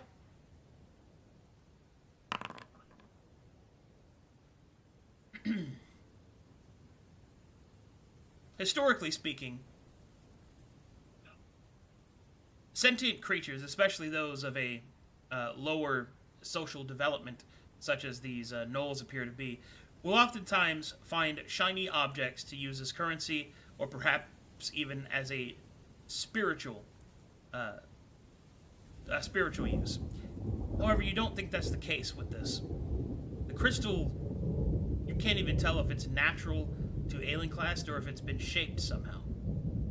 But what is clear is that the gnoll, whereas the rest of his body is covered in dirt, filth, and is generally unkempt, this crystal has been painstakingly cared for, at least compared to the gnoll. A clean cloth has been wrapped around it, and it was placed in an area of its pockets that are separate from the others. In fact, your conclusion tells you that this gnoll was carrying it for someone, not for himself. Can I tell there's magic in it?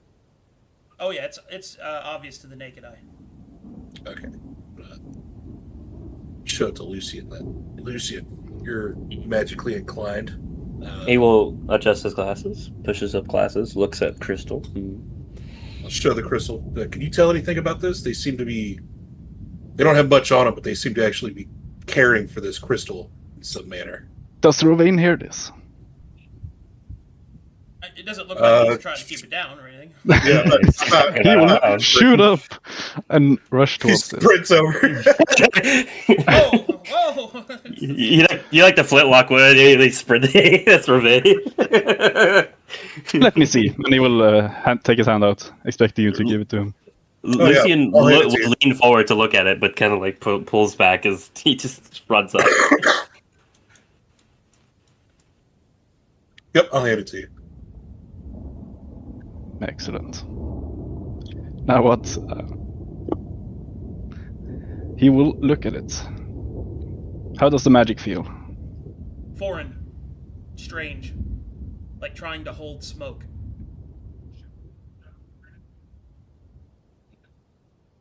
Interesting. Lucian looks at it. Might I take a look at it myself?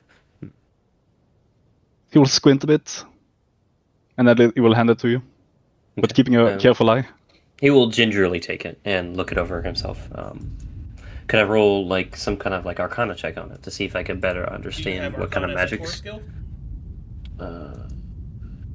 No. In that case, a regular Arcana check will have to do. Arcana is determined by competence or cunning. Competence or cunning. Okay, it's 3d20 it is then.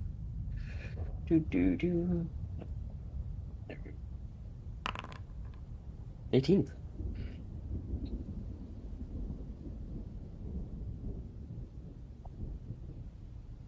All right. Lucian, as you take a closer look at this strange mineral, you notice that within it, very small, almost diamond-like structures can be seen, slowly exploding into and out of existence.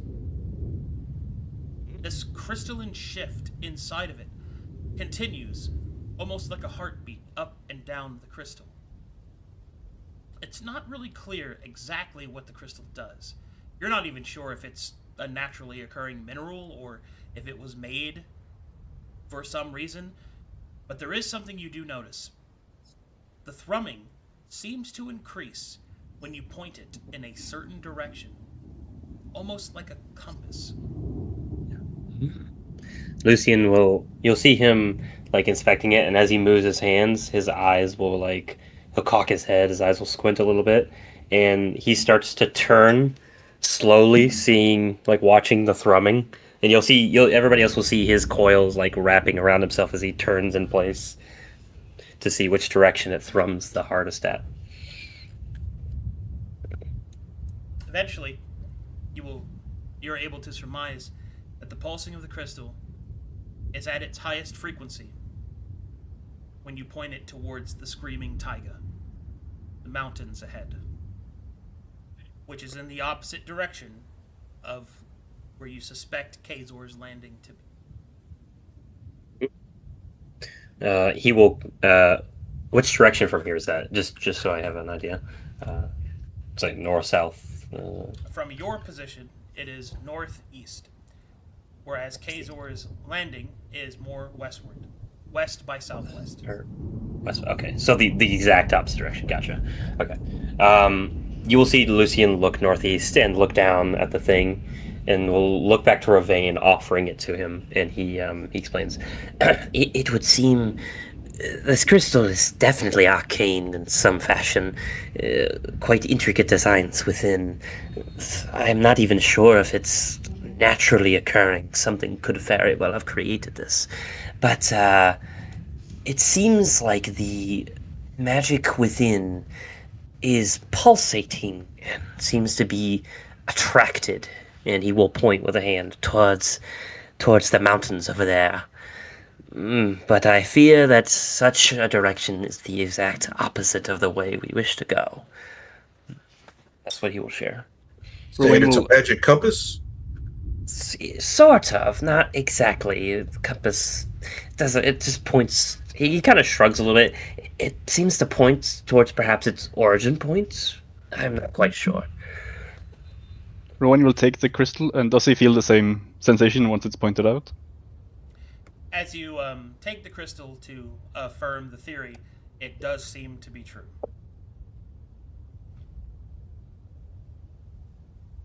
I feel it. We must head in that direction. He will cock his head some. What makes you say this? My god has said so. He will rub his chin some. We could meet up with Kazor's landing first, and then head for those mountains after. After we meet up with Kazor, we don't have any obligations to That's stay true. there. Do we know how far roughly it is to Kazor's Landing? Well, from I what think it's a few miles. First of all, does anybody here have survival as a core skill? No. Okay. No. Then I can't answer that question accurately, but you suspect a few days. If Yeah, we we went got after plenty where of the time. crystal... Yeah, Wolverine, was it? Yep. If we follow the yeah. crystals, we only have 5 days worth of supplies. Even if we do find it, we won't have enough to make it back. Well, I hunted on lands worse than this when I was 80 years old.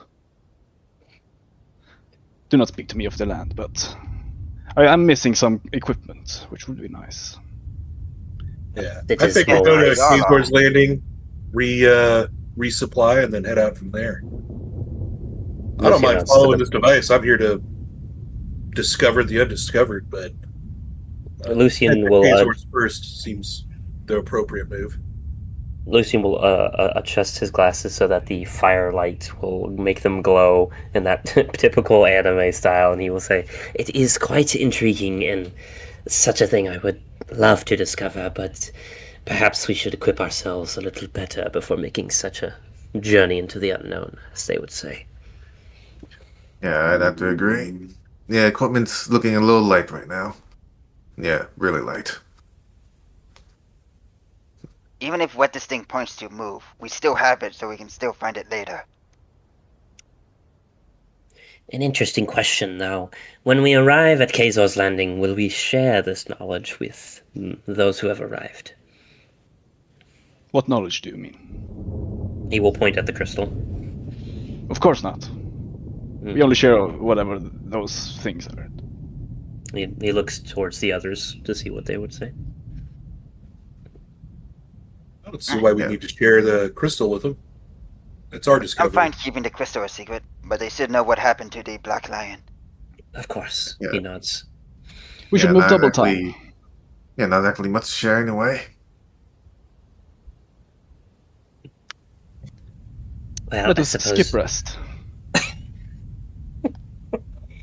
Lucy will look at you and look at himself. And, well, while you have healed my wounds, which I am very grateful for, thank you. Perhaps some of us should rest. We are not so physically graced as one such as yourself. Naturally,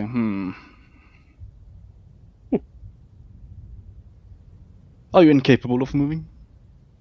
With this scar? He shakes his head no, but it would be quite nice to not feel dead on the journey there. Well, I Use wouldn't my want you to torch feel unnice. Set all the bodies on fire. Just make a joke. Nice. Kind of. Nice. Wow.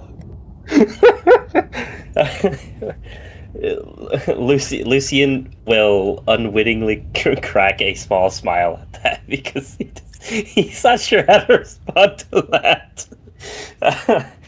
He will look to Ken and he'll look to Ken, or sorry, not Ken, Duran, in those like help me out here kind of eyes. Yeah, look, a forced march will incur exhaustion upon the body.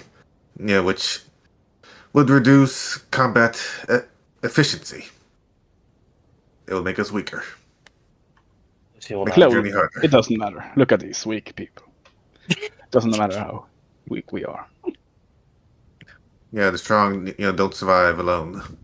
Especially when there's swarms of, gesture to these things. Perhaps we could allow Steve to calibrate his hand crossbow. We'll go for it, Steve. Or we could destroy it. Oh, look at Listen to you that. The through it. string wasn't even attached. He shrugs at that. He's not Oh, that makes opposed. sense. That probably didn't work.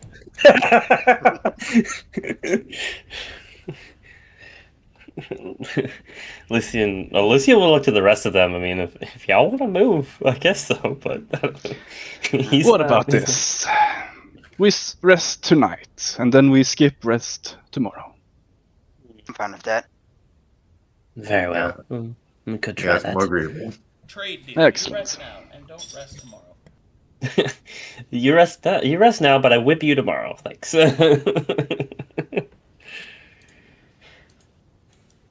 All right. Okay. Does the party rest? Yes. Mm-hmm. Yeah, definitely. Hey, guess what? It's time for camp actions. I think- Didn't we do the car camp actions last time? Yeah, we did. We did that already. Yeah. We did that already. We did that already. Mhm. Okay, no, you're right. All right, I got excited. All right, you finish your rest. Sweet. Can Alex collect the orange straps these guys have on their arms and use them as warrior webs? Negative. Got it. They should all just be a bunch of charred bodies by more. Oh, you guys set them on fire? Okay. Yeah. All right. Lovely. The smell of burning flesh in the morning. And blood. And blood. I'm Lucian just will very have, proud he will have curled up by the fire and slept there, enjoying the heat. Mm.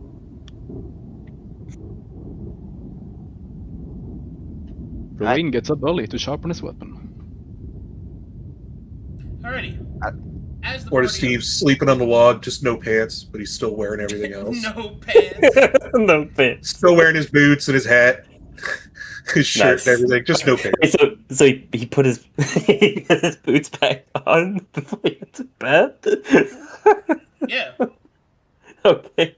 You don't want Sure. something biting your toes, dude. Uh-huh. Alrighty.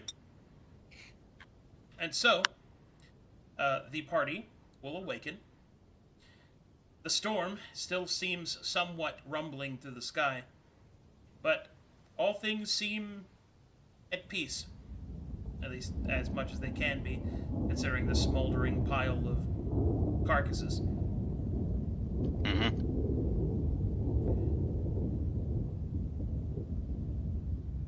Lucian will kind of uncoil himself and stretch out. You'll see him rise up a good foot or two as he actually really stretches himself out before coming back down to his normal standing quote unquote size. He will look to the Ravane sharpening his scythe and good morning, and pulls out his glasses and puts them on, kind of adjusts them. Owen looks at you but doesn't say anything. Does he look at him while sharpening his weapon? Just a quick glance and then goes back to sharpening. Okay, I thought he just staring at him, maintaining eye contact. While Okay. Okay. He will sort of he will look around to see if anybody else other than Ravane is awake. You see Alex packing up the tents. Okay. He'll move over and come around to help you do that. Good morning, Alex, he says. And Good morning, starts Alex. We give you a nod. He starts picking up the pitons and all that and starts packing them together. As Ford will wake up and put on his aired out pants. Ah, yes. Go up. I love my pre-aired pants. Start packing up tents from this side. Because beat you guys in the middle. Alright. I am a bit curious. How during the battle, I saw you flash with all 7 colors. Oh, he will kind of he'll look at you and you see he has this like inclination to start like spilling his guts about it, but this sort of blank stare comes across as he tries to remember exactly why he knows so much about this kind of lay mage sort of stuff, or how he can even access it. It kind of, do I remember anything like that, Arcadum? That's up to you. Okay. Well, okay, sorry. Then I will, he will say, I don't remember much about my beginning days, but I seem to have found some sort of affinity with being able to access the raw ley lines of the land, and he will gesture around. Aelenclast is one such place. I can feel the mana thrumming. It's much easier to do my abilities here than it is elsewhere. It takes quite a lot of practice and study, but perhaps one such as yourself, if you were to put to the time to it, could master it. Assuming you can use magic, that is. Not naturally, but Alex will pull out a capsule of steam, and you see it. Ooh, Lucian will slither up towards you and like look at the steam, like kind of like a new book or something that just came out, and he's kind of a little giddy about it. He's like, oh, I've heard much. Well, I don't remember much, but I do know that steam, yes, very potent. I wonder what sort of things I could get up to if I were to implement them. But I am not much. I don't know much about the application of it, so he will kind of shrug. Yeah, well, unfortunately, I lost my equipment in the shipwreck, so I can't do much with it at the moment. But it does shift between the colors, like apparently you do. Well, and he kind of like rubs his head. If I recall, steam has something to do with it's created from some sort of raw mana or something. I'm not quite sure, but one could extrapolate that such a similar process is occurring within my body. He kind of shrugs. He seems like as he's explaining this to you, you can kind of get the feeling that like part of him understands exactly what he's talking about, and the other part of him is very confused at what he's talking about. So there's a lot of confidence, and then there's a lot of doubt, and then a lot of confidence, and then a lot of doubt. But Well, You more will- things to learn once we get to Kaiser's Landing. He nods. And we'll help you continue picking up the tent.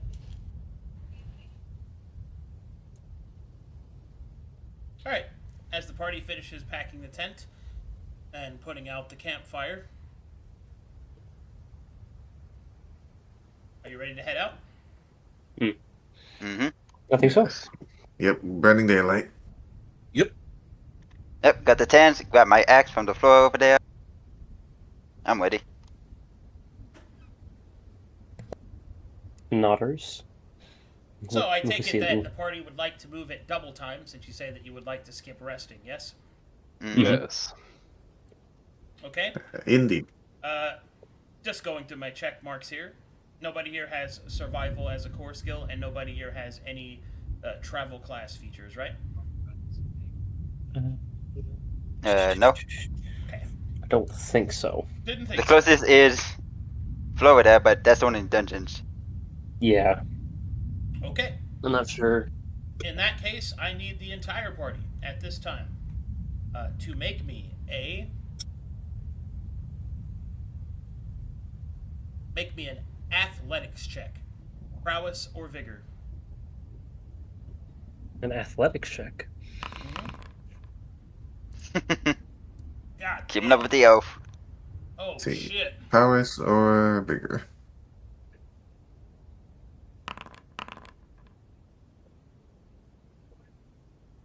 Okay.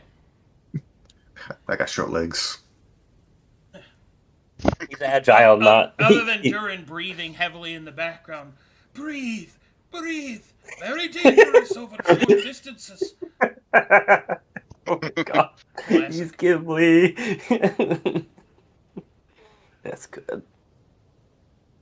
Breathe. Just keep breathing. Don't worry, Durin. As you're feeling like out of breath, you will see Lucian is not far ahead of you, and he too is kind of just kind of breathing heavily. After running for nearly 20 hours straight, the party will happen upon the first cusp of civilization. In the distance, they will see the many tents and the shores of Kazor's Landing, cutting their multiple-day journey by nearly to a third.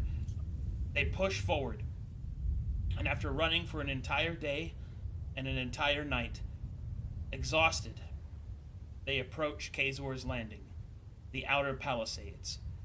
Specifically, the tent of the many tented districts they are approaching, the one they approach first, from the angle that they come at the area, is the one bearing the heraldry of Corvanus.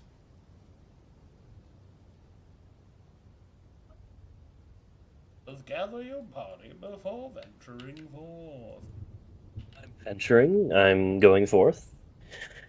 Very quickly, out of breath. I'm gonna need to get some mail to get there.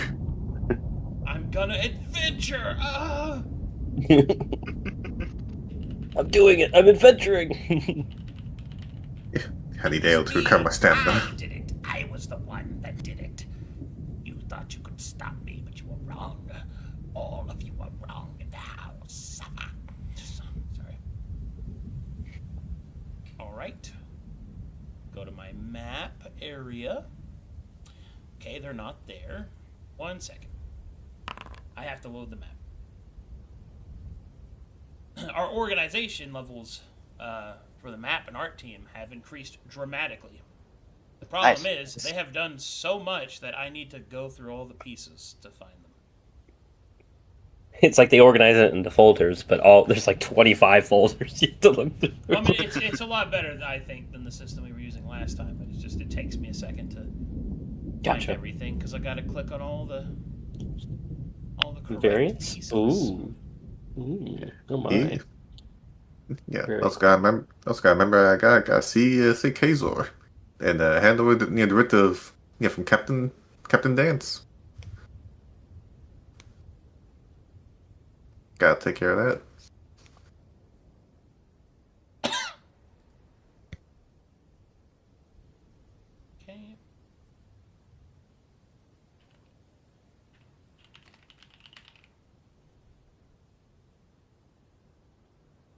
Okay, there we go. All right, loading map.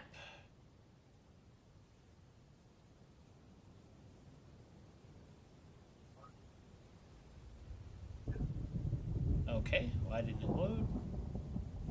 Fixing problem. Okay, nodding. Things are coming together. Okay. Copy and paste.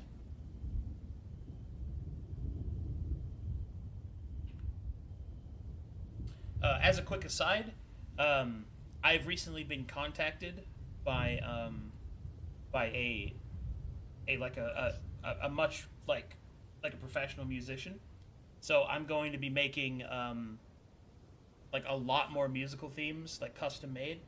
And one of the ones I'm going to do is a custom like theme for each district of Kazor's Landing to represent that country, continent, or what have you. So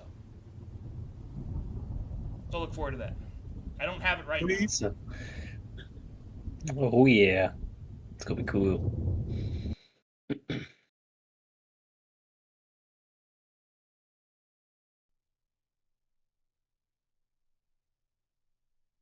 And so, the party approaches the Corvanus district. I'm ready to cringe. I'm ready to scowl. I'm ready to call them heretics. I'm cringing. I'm pretty cringing. Yeah, I'm ready to inhale the ale. All of it.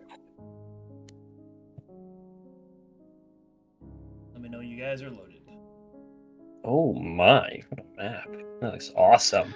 I'm loaded. I'm loaded, yeah. I'm in. I'm in. I'm in. Yeah. I'm in. I'm in. Pushes up glasses. I'm in. I'm in. No, I'm in. Okay. As you approach, a guard will approach your party. Hi, hold there. How can I help you? Greetings. We've just returned from our shipwreck. From your shipwreck? Sorry, could you speak up? We're from the remnants of the Black Line. Lucian nods, his still eyes, huffing. His eyes will widen. You're from the Black Lion? Mhm. Yes, we shipwrecked a few miles. And he will point back towards He'll where hold up a hand. No worries.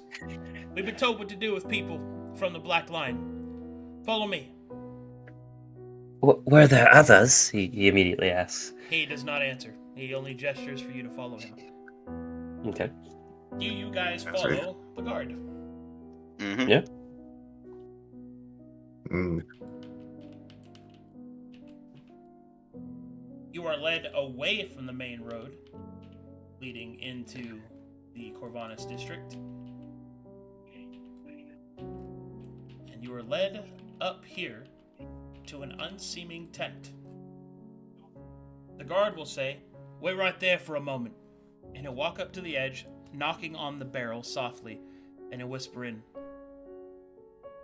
excuse me, chronometer? There's more of them. Yeah. Yeah, 5. Yo, alright, I'll send him in.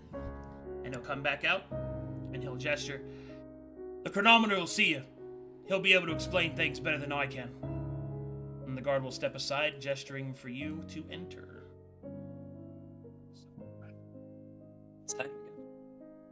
Let's go. And I see him let's get slither this in. done.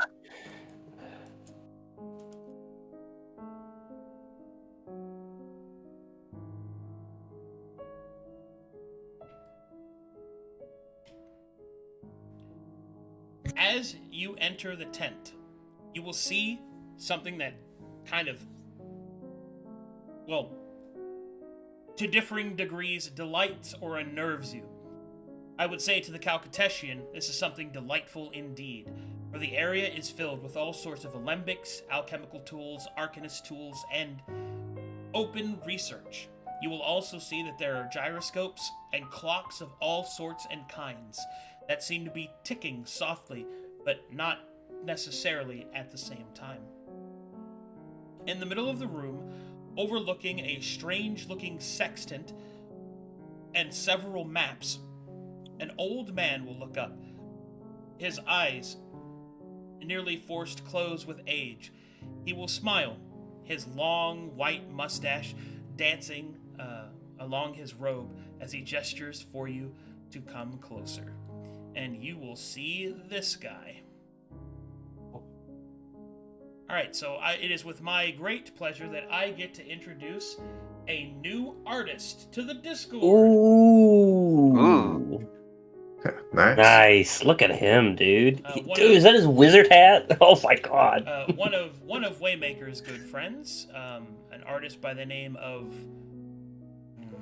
Rev M, recently agreed to do some test adventure art, and they have Omega exceeded my expectations, and I hope that in the future I get to do a lot more work with them. I think it's very good to give not only Waymaker a break, but also to have a different style and flavor to represent NPCs versus player characters as well. So I wanted to shout out Rev M. He's a very good artist, and he did some good work for me already. Hell It yeah. looks sick. It looks sick as fuck. Anyway, as you enter and you're gestured forward, the old man will simply say, yes. Come in. Yes, close the tent flap behind you. Lucian will close the tent flap. Yes, thank you. Go ahead. Gather around. I don't have many stools. Some of you will have to stand. Lucian sits on his coils. Ruanes remain standing by the exit. Very coolly. I'll take stool.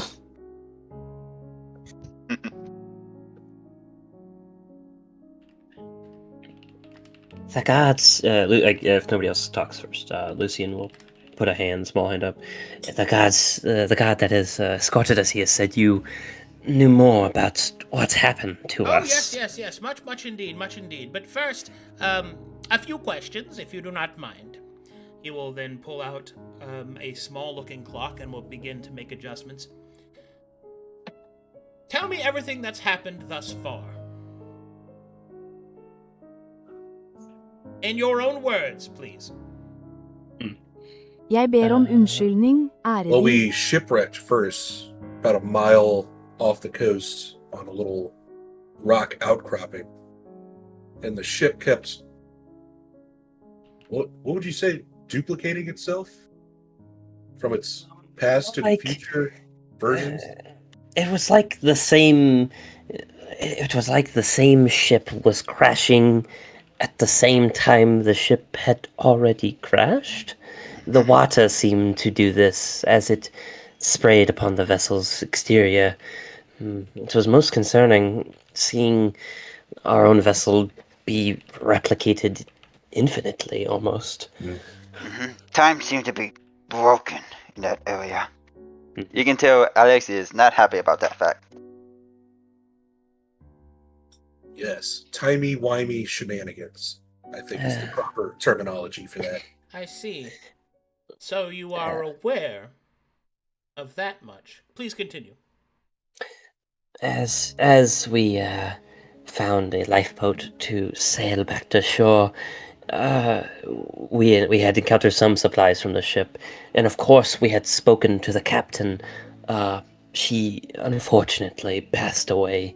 We were unable to provide adequate attention to her. And he will look towards, I think, Durin. Yes, right. He will look towards Durin, who received the item in question from her. And Alex will pull out the wing that belonged to the captain. Yes. Very good. You've done a great deed to bring back such remnants. You can leave them with me. I'll be sure that they reach the appropriate authorities. I'll need them first to continue my experiments. I believe I have heard enough that I can explain who I am and what it is that I may be able to unveil for you. I am Chronometer Karl Heinz, at your service. He will give a deep bow. Lucian will return with lay a head bow of himself. Alex will Good give shot. a cockatous salute.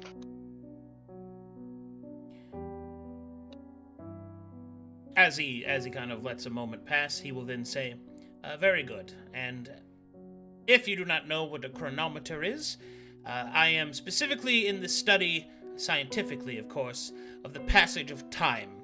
I am not a member of Raquel's church, or any church for that matter.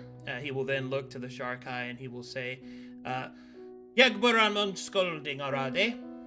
He will say in Sharkai to Rovain, and this is what I actually said. I'm sorry if I fucked it up. Okay. I didn't catch it. I didn't expect it either, so I wasn't prepared. That's fine.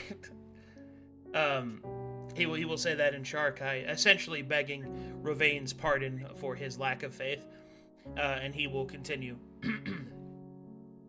I study it scientifically, and amongst my colleagues within Kalkatesh, we have discovered a few things. Most notably, the telemetry that holds within our time dilations have been shifting.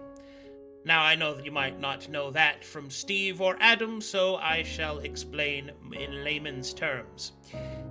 The phenomena that you have been afflicted with is known, coitally speaking, as the Drift. And the aforementioned Drift Isles, as they have been named after the phenomena as well, seem to have a very peculiar interaction with the passage of time. On some islands it is slowed, on others it is rapidly quickened, on others it is reversed, and in others fast-forwarded. However, it seems that the passage is only specifically to those geographical locations. Once an individual passes the threshold, they re-enter whatever time-space that particular island, or the mainland in this case, offers. You see, you and all those aboard the Black Lion have been missing for a month. Possibly more. Lucian's eyes will go wide at that. Oh, wow. A month, you say? Indeed. We've been studying the drift as best we can, although our instruments are not up to the task with the interference from Aelenclast's natural energies. But I've been able to surmise from my spheres, as he holds up one of the metallic spheres of the clock inside of it, that the movements are quite erratic. In fact, we believe that one of the islands constantly shifts between going backwards and forwards, but the amount that it shifts is measured in that of years, not moments. We've already heard reports that there have been some individuals that have been afflicted in the time of moving forward. They have aged quite dramatically. However, putting aside the possible benefits that the use of the drift could be, for now, we are still gathering those that were lost, the Black Lion. I take it that you bear the captain's ring, tells me that she did not survive. Alex would nod. You know, it's Yeah. An unfortunate turn of events, but ones that cannot be helped. What of the cargo? The Black Lion was carrying many important documents as well as various accoutrements of our upper class. we have acquired a few crates of supplies that we had to unfortunately partake of to survive in the wilderness. But we did have an edict, if I'm not mistaken, from the captain herself, and he will look towards Durin and kind of gesture. Yes. Yeah, the captain handed off a writ that she requested to be delivered to Kazor. Yes. It may be difficult to get you an audience with him. I can see to it that it is turned in to those that may be able to deliver it on your behalf. If you find such a combination dissatisfactory, then I'm afraid you're going to have to earn the right to enter the command tent. A right that I, just so happen perhaps, may be able to grant to you. That is, of course, considering that you are able to provide appropriate services. I understand your confusion, as you are literally out of time. But understand that as time passes, so too shall you reacclimate. Only losing a month is no small thing, but ultimately recoverable. And at the very least, at least it seems to have not have aged you any sort of dramatic way. Yes. In either case, the last thing that I require of you is permission to perform a few experiments. They are harmless. I simply wish for you to hold these spheres in your hands whilst I study their effects. Lucian will nod at least. I don't see any harm in that. Alex would nod. Also, don't mind just handing off the writ. Yeah, Very well. I would prefer to pass off the writ myself. I've given the captain my word. Perhaps we will discuss of it in but a moment. All right. Yeah. He will hold the spheres up to Alex. Alex would take it. And as you hold them, you will hear a soft whirring sound coming from the spheres. You will feel their weights shift in your hands, some kinetic force causing them to shift, and then they will stop. You will see that the chronometer takes a few notes, and then, thank you, and then he will pass the, are you in hybrid form? Yes. He will ask, would it be possible for you to shift to your human form and also perform the test, Skinwalker? If it's just the two of us, sure. Oh, I see. Yes, okay. Yes, privacy. No need to leave. No need to leave. I've come prepared for such a thing. He will pull his hat from the top of his head. He will wave his hand over it, and it will grow into a tent. Oh my god. Please step inside. I love him. Alex would do so. Dude, such a cool wizard, dude. And you guys can see comically through the light reflecting from inside the tent, their two silhouettes as Alex turns into his human form. I like to imagine. I don't have official art scene. ready, but No, it's fine. You don't have the art. It's fine. It's just everybody sees him change into a human form, and you see the old man hand him some balls. Now, grasply firm these with both hands. well, I guess as Alex mean- reached out, I you mean- guys can make my perception check. I mean, firmly grasp these with both hands. Apologies. Lucian flicks his tongue out and just blinks at the scene. Well, does anyone look at his hand as he reaches out to grab the orbs? Yeah, I don't. I give you They priority. don't. Yeah, are they creeps? No, they're not creeps. No, I mean, I just sent you the concept art of his human form. Anyway, let me look. Yes, as I suspected. Okay, as you firmly grasp both orbs from the old man, they will do nearly the same effect, and he will write down the results. Thank you kindly. Thank you, Skinwalker. Blessings of Zainarok upon you. Alex will sit back into hyper form and walk out. You will sense that as he says the blessing, he means it purely as a cultural platitude. He has no faith in it whatsoever. Mm-hmm. As he leaves his cool hat tent, he will snap his fingers and it will turn back into a hat, and he will let it hang off the back of his head again. Lucian stares at this interaction with pure magical joy.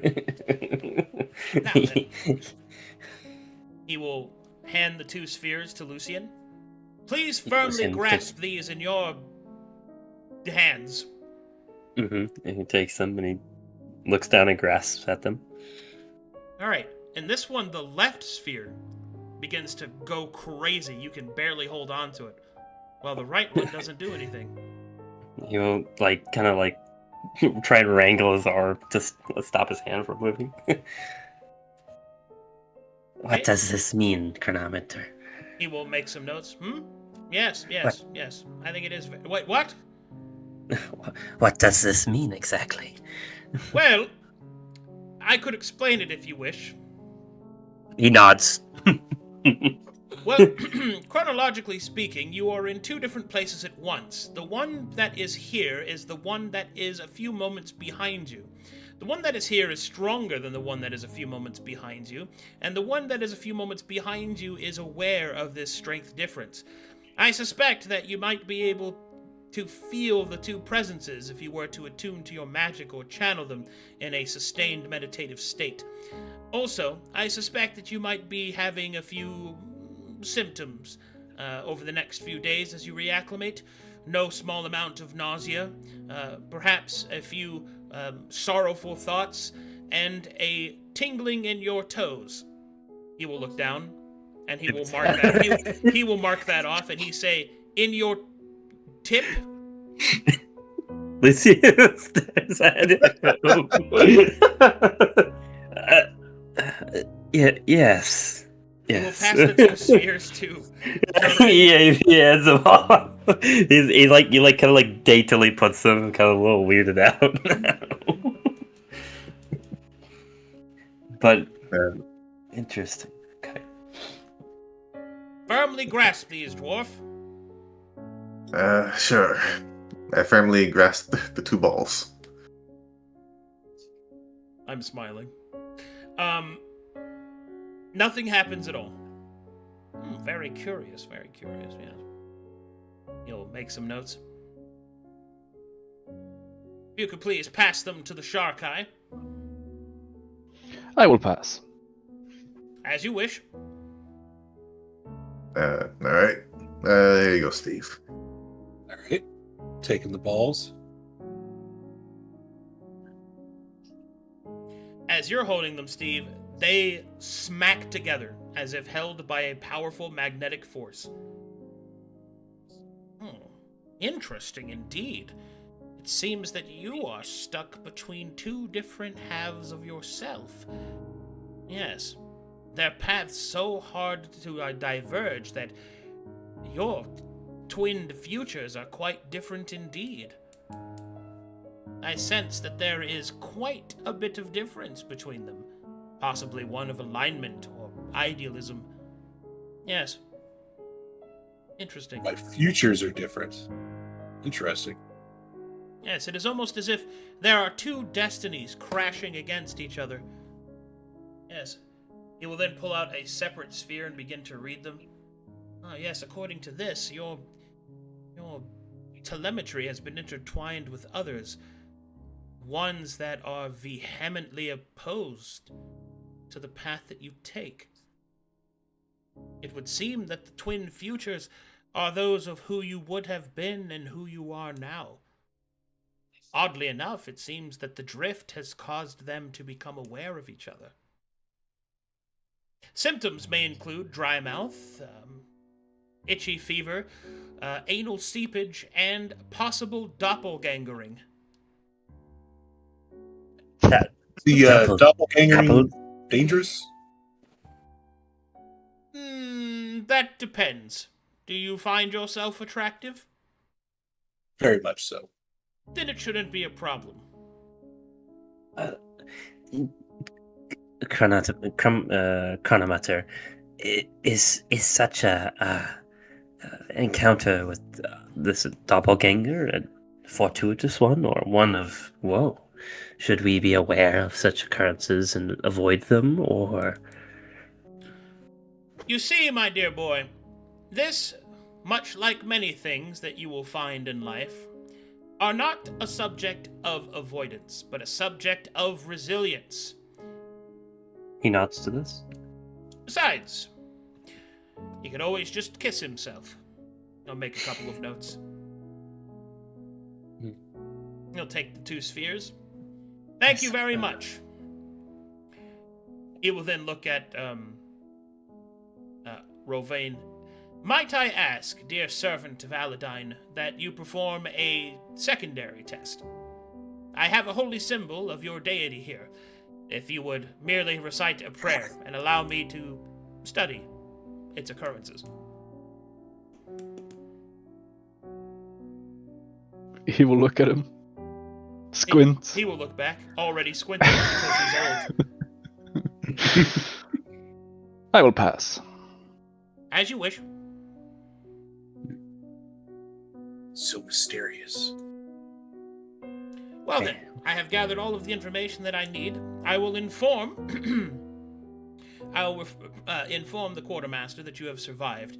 No doubt it will make round, and as your ring will be turned in, I'm sure that you will be properly acclimated to the census of Keizo's Landing. I think this is plenty evidence of you completing the task required by your patron in order to pay for your presence here. I will write the note myself to ensure that you're treated properly should you choose to remain citizens of Keizo's Landing. Well then. Alex nods. Thank you. No problem. If you require any boarding, however, you will have to go through other means, as I do not have the prowess, the jurisdiction, or, to be honest, the humors to deal with such things. I suggest you seek this man. And he will hand you a note that he quickly writes. A note that he quickly writes depicting a fellow Calcutetian. He will say, you'll find that this man is most agreeable. His name is Artemis Stoat. He's one of the honored ones that came across Kazor's Landing. He'll be opening some shop or other called Aelenclast Equity, I believe, or some other unnecessarily pretentious name. But he's a good man. He should be able to help you get acclimated should you need it. Other than that, I think this concludes our meeting. It was very interesting to meet you. You have nothing to fear.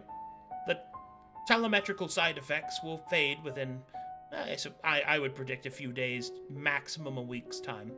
However, if any of your symptoms get worse or preclude anything of the seer-esque variety, as in you start to see the future or relive the past, please come see me again and I'll give you further tests. Lucian would not do.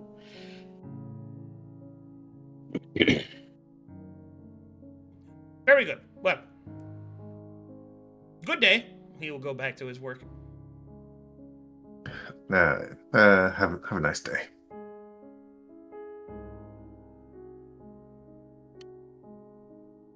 And before they walks out, Lucian says to him, perhaps the tidings of the blue to you.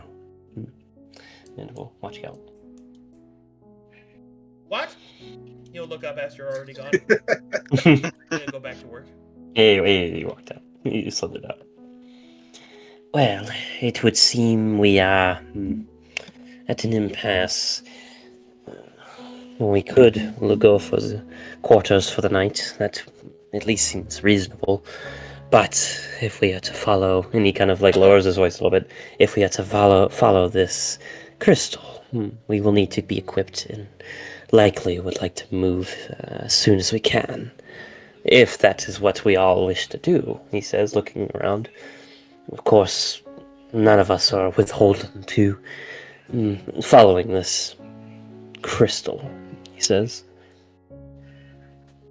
We still have the writ, and I believe Durin said he wanted to hand it off personally, so we're going to have to probably do a job for him in order to earn that right to meet Kazor. Oh, I thought he had a job.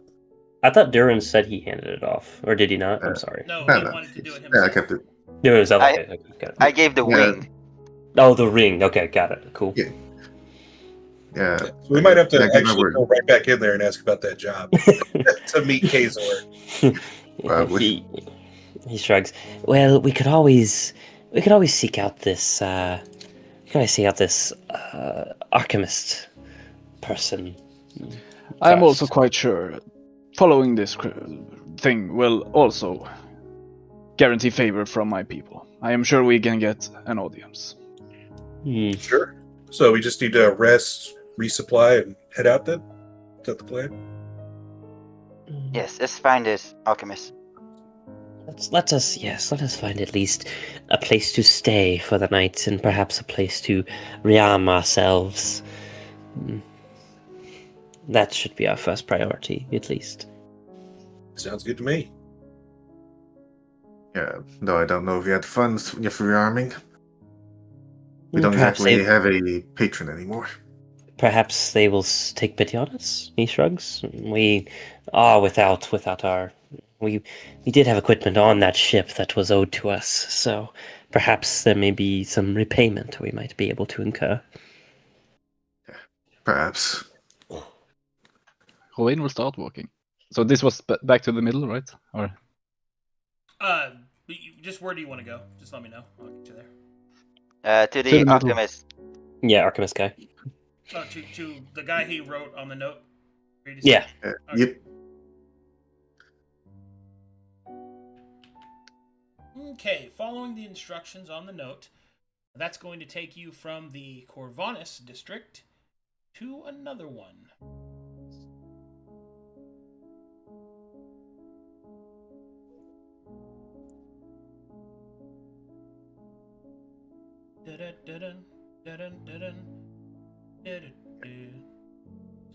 Yeah, perhaps afterwards we should probably still ask about the possible job. Yeah, see if it's along the lines in the direction of the crystal. Let's see here. Yeah, 2 birds, 1 stone. No harm in that. Yeah, might as well know what the job is.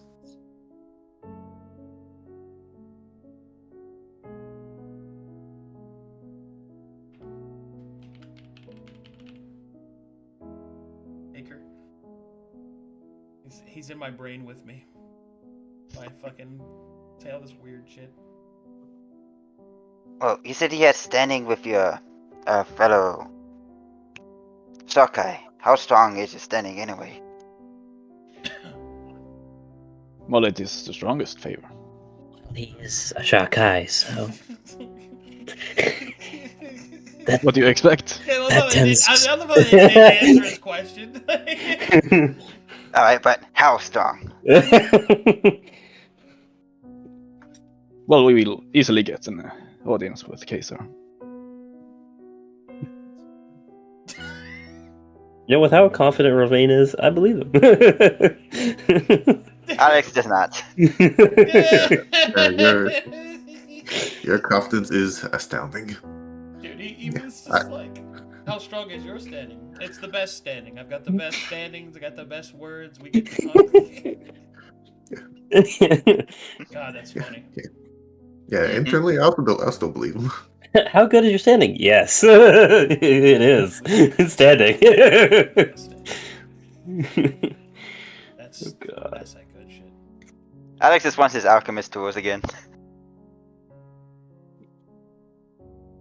Okay. Load the map.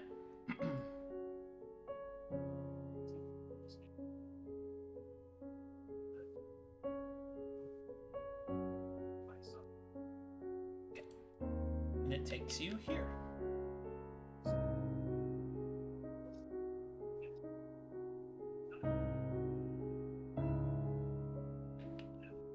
As you make your way along the outer districts, eventually up ahead, you will find the largest tent district, complete with what appears to be enormous steam tanks, like big actual like water cooler style tanks of steam being hauled in, contraptions being put up that are helping the workers build the tents and even build a few minor buildings out of palisaded wood.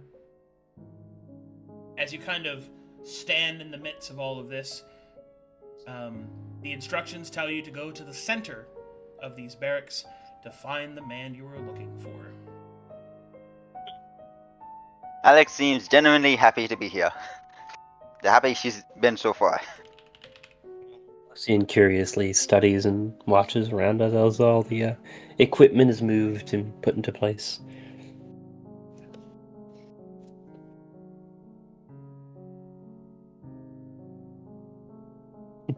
Yes, I would like to go camping in the wilderness. Let me bring my boiler deck. You have any idea how much money that is? Lucian will look over and shake his head. He doesn't know. Okay. And loading the map now.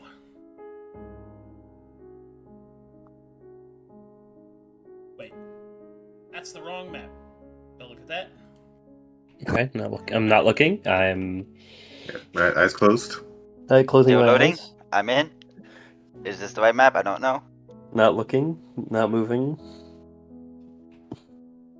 There we go.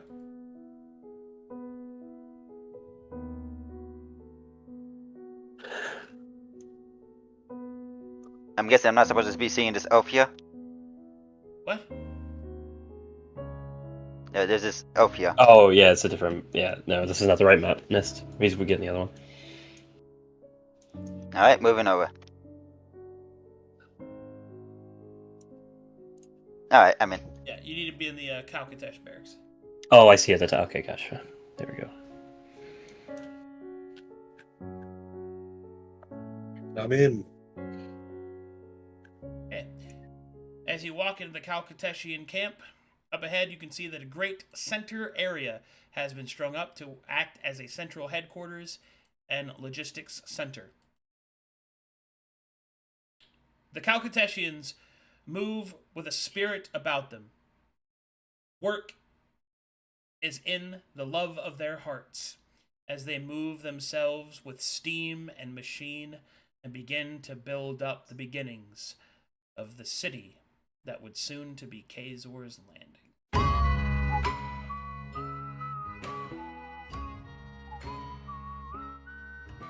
Okay. The document that you hold tells you to go into the center to find Artemis. Alright. You guys hear that, by the way? Mm-hmm. Yeah. Awesome.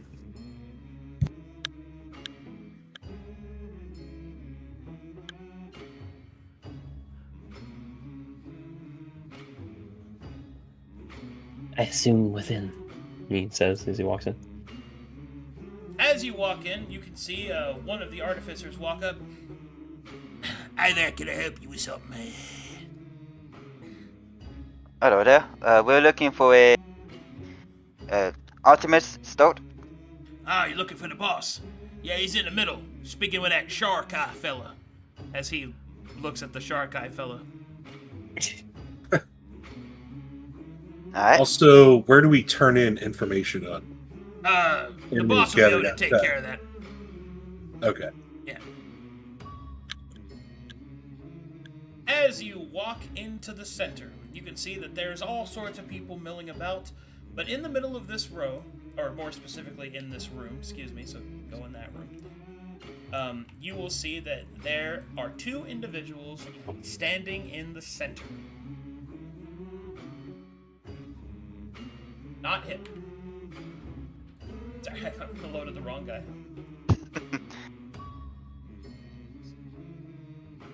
You will see that a man that you assume to be Artemis, as he is not a Sharkai, is currently showing off a greatsword, one whose edge is lit with a blue flame, powered by a steam tank in the hilt. And the creature inspecting it, with no small amount of carefully reserved awe, is this individual. Alright, so let me share the artwork. First, you will see this man. An older aged human with standard Calcateshian wear, complete with his own steam banks on his back and several devices hidden within his trench coat, presents this greatsword, powered by steam, to this individual.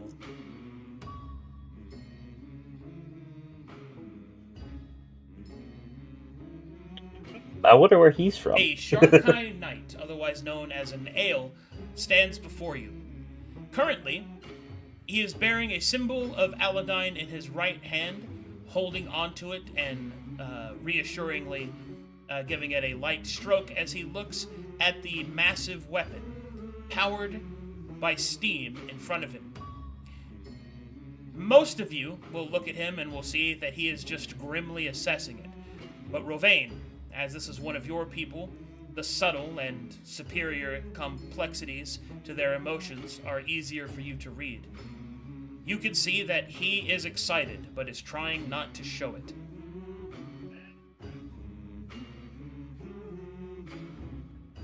As you approach, you will see that the older man, or at least in this case, the older human, will look towards you and will say, looks like we have guests. Sorry, Calcosa. Looks like you might have to wait. Yes, of course. Thank you, Artemis. It was interesting, to say the least. He will then turn and will assess the people that have entered with a discerning eye. He will look at Rovain and will give a nod. Roar. Rovain will half bow.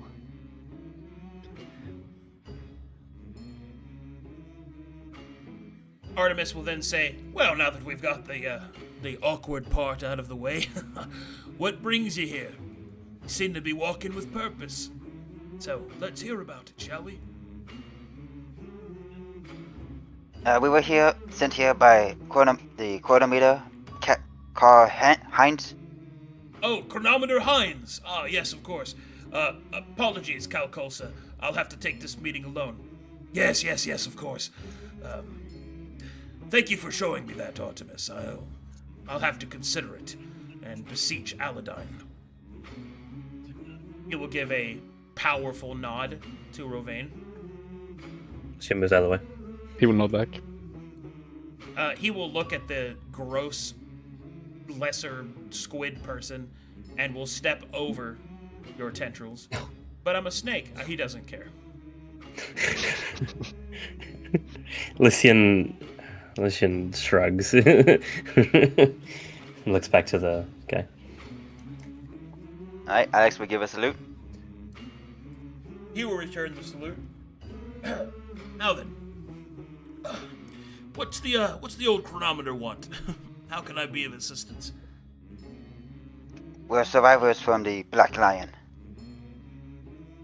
Oh, that would make sense why the chronometer would want to have a word with you. But, I see. He wants me to help you get acclimated. Well, thankfully you're not the first that have gone through this. I've been a couple of other groups, survivors trickling in. According to the chronometer, it has something to do with dilation. Not really my field of expertise, but apparently we could be getting survivors months from now, maybe even a year from now, depending on how badly they were caught in the drift. Out of character, that's how I introduce new characters that were not a part of the original bunch as we transition. Winky face. Smart. Sorry, I just... That's fine. Looks Okay. at camera. Wow, look at that thing I made. Anyway, I was wondering how we would sync up with Gaze or something, but this is a cool way of doing it. he will then he'll kind of cross his arms in a thoughtful manner. Well, let's see. I'd say that first things first, we've got to get you on the census. We'll have to update you from missing or dead to alive and found. You'll have to do it through the Sharkai people yourself. There's, as he gestures towards Rovain, they handle the census themselves. But if you'd like, I could put in a good word for you, if you need it.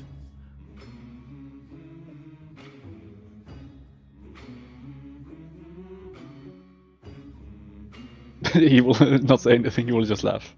Okay. He will nod. What a cheerful guy. Man, this shark guy's pretty nice. What a jokester that Rovain. He will then lean forward. Other than that, I suppose it's just about getting you supplied and getting you work. As you survived the trip, and if the chronometer sent you to me, then that means that you technically have already provided what assistance you can to a ship that was lost through a time crash, as it were. So you could consider yourselves citizens of Kazor's Landing. But all citizens gotta pitch in.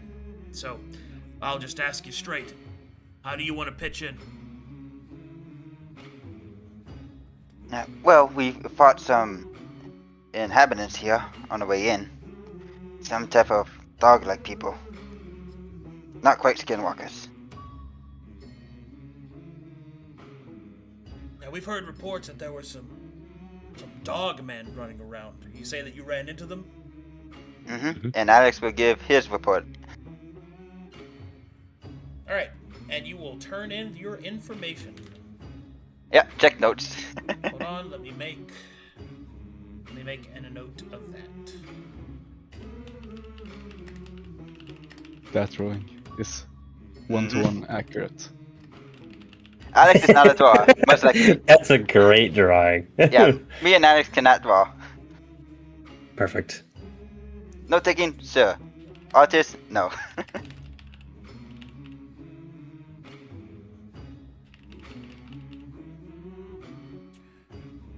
All right. As you have turned in that information, Artemis combines it with other reports that he has received, and congratulations! Your party has uncovered the full set of information about the Bone Chewer's basic warriors, revealing that they are actually called Scrappers. Scrappa. As you have discovered this piece, you have 3 more Knoll archetypes to uncover before you will unlock their base lore as a combined group of all players. Nice.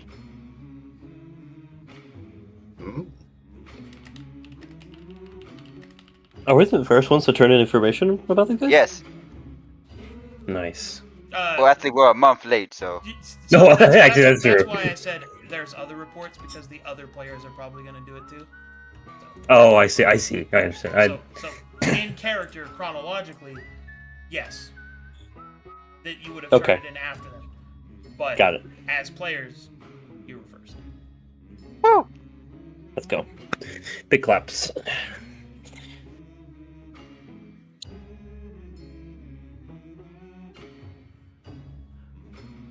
Okay, anyway. As he continues, well then, with this turned in, I'd say that that counts as an expedition complete, and your beginning service is done. So I guess the question is, how can I help you?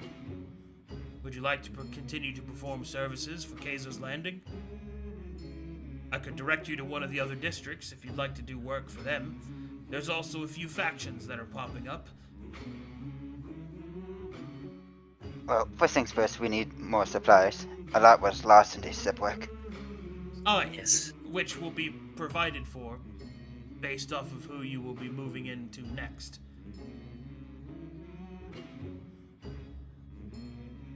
Who am I writing the, what do you say, check? I don't think they have checks yet. You would say, Bill too? I mean, Bill's a still thing. Who am I billing this to? I guess you could send it to me. But no, I mean, what? No, Lucy faction. looks over. No, he means whom will we be getting our supplies from? The Sharkai have the best equipment. We should build it there. Yeah, let's also get a assessment of what's around first. Yeah, can you tell us more about the other factions? Well, most known, there's not really a lot I can tell you. They're still kind of deciding who they are in Aelenclast, I suppose. But you've got each of the districts, each of the continents, if you want to represent them. You also have the individual ships that have made it across and forming their own factions, so to speak. Such as Cotter's Vale or Pantheon's Aelenclast Trading Company also, he says, kind of nonchalantly mentioning his own thing. It's really up to whichever ones you want to participate in. There's even a few the more ambitious types that intend to make their own way. Other settlements may be popping up, so who knows? Maybe you want to work for some of them. I can make the arrangement if you'd like. Could we have a moment to discuss? Oh yeah, of course. You can use this room if you'd like. I've got to go check on some things. Please don't steal anything. I don't want to have that conversation. He nods. Well, the critical moment is upon us. Whom would we like to work with? Rovane, I know you wish to rekindle with your people, but perhaps is that the best option for all of us? Why not? What would such faction offer? Great strength and equipment, of course. What more I do guess you we need? just go with the Aelenclast Trading Company. They probably have the most stuff. 1607. Perhaps. We can just work for ourselves. Seems like we're all here just to explore on our own. It doesn't seem like anybody has any personal goals here. Yes, but we still need to get equipment from someone. Yes. Perhaps we should find one who aligns with our goal. If we are to follow the crystal into the forests to the northeast, then perhaps we should find the faction who has the most interest in such a place. Yeah, There's clearly perhaps only one. Yeah, perhaps there's other factions that are interested in expanding northeast. Lucian raises a brow at Rovane. I assume you mean the Shakai. Of course. Wouldn't mind checking with the Shark Eye first, see if they have any missions to the northeast. Perhaps we can ask Mr. Artemis what faction could best align with our He's not pursuits to go there. Oh no, I know. I'm just he's saying it out loud. Yeah, he's saying it out loud. Oh, I see. Yeah, he's saying perhaps when he returns we can ask Mr. Artemis which faction most aligns with our goal to follow the crystal, if that's what we wish to do. On which note, I would be most interested to see where such a interesting arcane occurrence or originates from. Yeah, I'd like to see what the chronometer has, at least in mind for a job. That's true. I'd rather get this handed off as quickly as possible. He looks to Alex and Duran. Well, if it's not obvious, I prefer working with my fellow Carcassonnes. They are the most advanced, as he gestures towards the vessels. A little text pops in the top right of your screen. Rovane did not like that. Alex does not care. Wayne does not care. That's fair.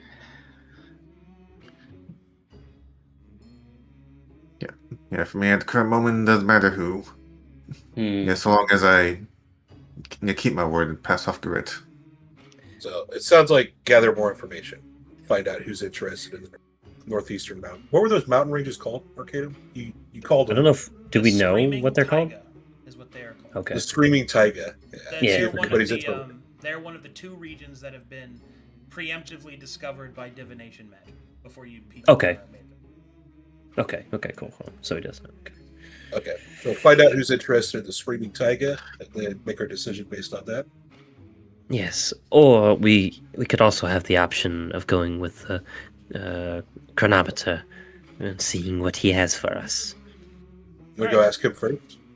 It is at this point that you hear a crashing sound from on the other side of the tent, or the curtain wall. You will hear somebody go, "Oh my!"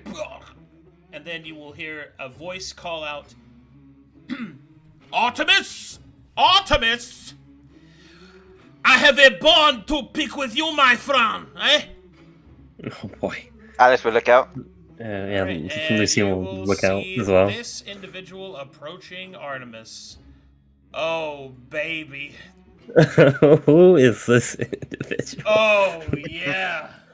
Oh my god, my look at God. that. Wow. Man, he's ready. He's ready. He's just like a One Piece character. He's ready for high adventures, dude. That's what he's ready for. Dude, I am so... That's a cool ass One Piece art. Look at how fucking cool he is, dude. This is another one from... Is that Alex, beard? he's Is he wearing an like a ale or people. beard his fucking hand over there? That's awesome. Is that Daniel Kazor? It isn't. Oh, It isn't. if you told me it was, I would believe you. Yeah. Alex, I think he's I wish wearing it one was. of your people. As he approaches, he will say, I have a bone to pick with you, mon ami. Yes, what is it, Jean-Pierre? The last pebbles that you sent to me, they were weak, Artemis. They did not have this, the faux pas, the kuti, je ne sais quoi that were required in order to perform my tasks.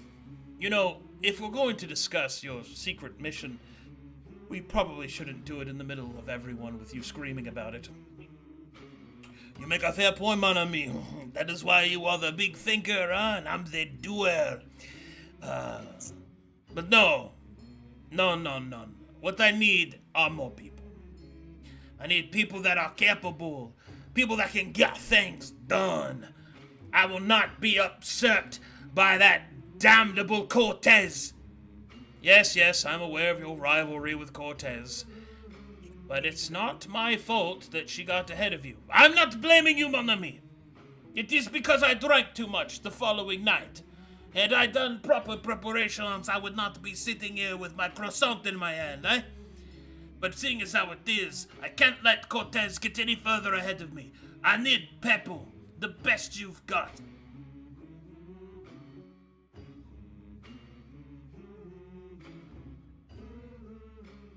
Well, he's loud. Okay, do you guys wish to continue listening? Lucian looked to them. He kind of gestures, like, or do we want to go, or do we want to stay? So I'm down for whatever you guys are doing. Okay, well, I mean, it's kind of hard to ignore. nobody, yeah, but say nobody Lucian. vehemently said no, so... Yeah, listen, Alright. still, yeah. And could you possibly go over again precisely what it is that you need? I need Pepples that can handle themselves in a fight, that can figure things out on their own, that they don't have to go, Jean-Pierre, can you help me with this? Jean-Pierre, can you help me with that? Jean-Pierre, I am being defeated because I am not skilled. Oh, Jean-Pierre, I love you, will you marry me? I don't need any of this. I am a busy man that has busy things needed to be busied. You understand? He's so eloquent. Yes, I understand, but could you be more specific as to what skill sets you're looking for? Mon ami, look, there's so many adventurers around here. Do you have anyone at all, that can handle themselves? Fucking. All right, What is- you're muted. Fuck. Go ahead. And where exactly do you need people right now, Mr. Pierre? Jean-Pierre This is- will dramatically turn to look at the man that approaches him. He will look you up and down, and his eyes will rest upon your hat. And then he will smile slightly. What do we have here? Who might you be, stranger? The name's Florida Steve, sir. Good to meet you. Florida Steve. Yes, I am Jean-Pierre Lestrange, First Admiral of the Lestrange, Seeker of the East, Finder of Women, and Killer of Tyrants. Tell me, Florida Steve, from where do you hail from? I came here from Glaeus, but He will smile. A huge beam across his face. Ha ha ha! Once again, you have impressed me, my friend. Konnichiwa gozaimasu. Oh yeah, konnichiwa. I myself am from Glaos. I could tell by the accent.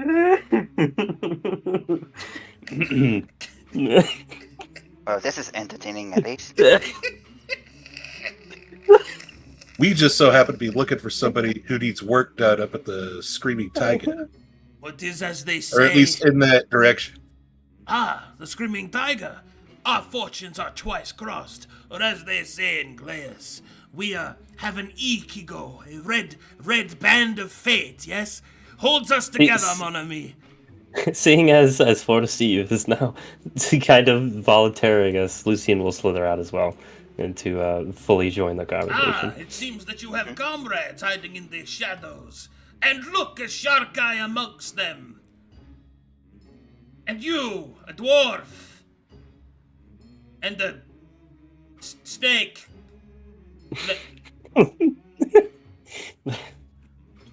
Lucian just stares at him, he just blinking. A little bit of a conflict comes up.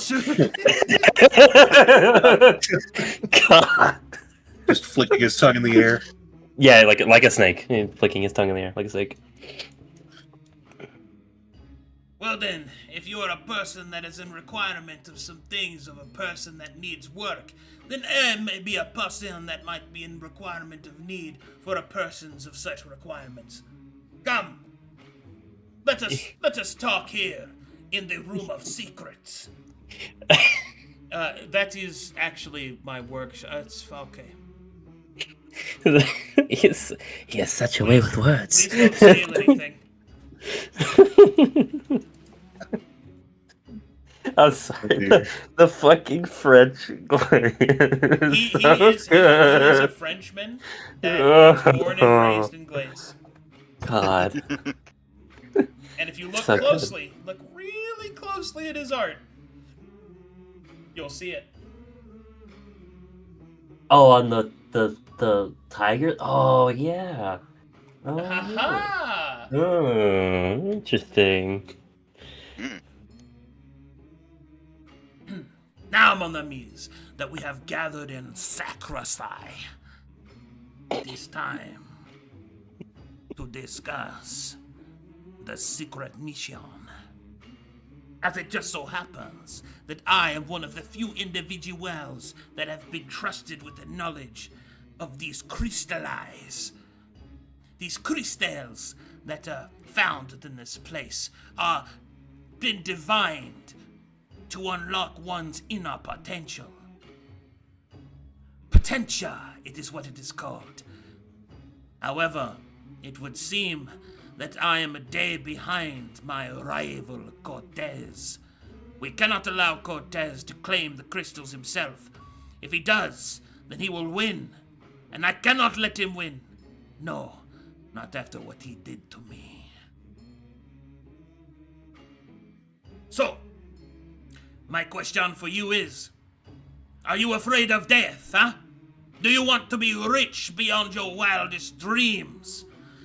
Do you seek to curry favor with those around you? Or perhaps are you in love with death?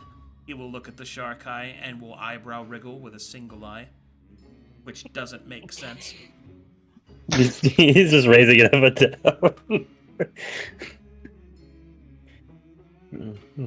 And Lucian kind of slithers in closer with everybody else, I suppose. I'm interested. Yes. Yeah, sounds agreeable, though I'm more interested in the current favor. Very well. Is this rivalry with Cortez a deadly rivalry? Just wondering the level of combat No. expecting. We are not enemies, mon ami. In fact, Cortez and I have had a history. He'll kind of smile, You don't say. and then he will say, but we cannot let her win, no matter how devilish she may be. Sultry her voice, intoxicating her eyes. No! None! You must not look. You must know only the mission. That's my Bushido way.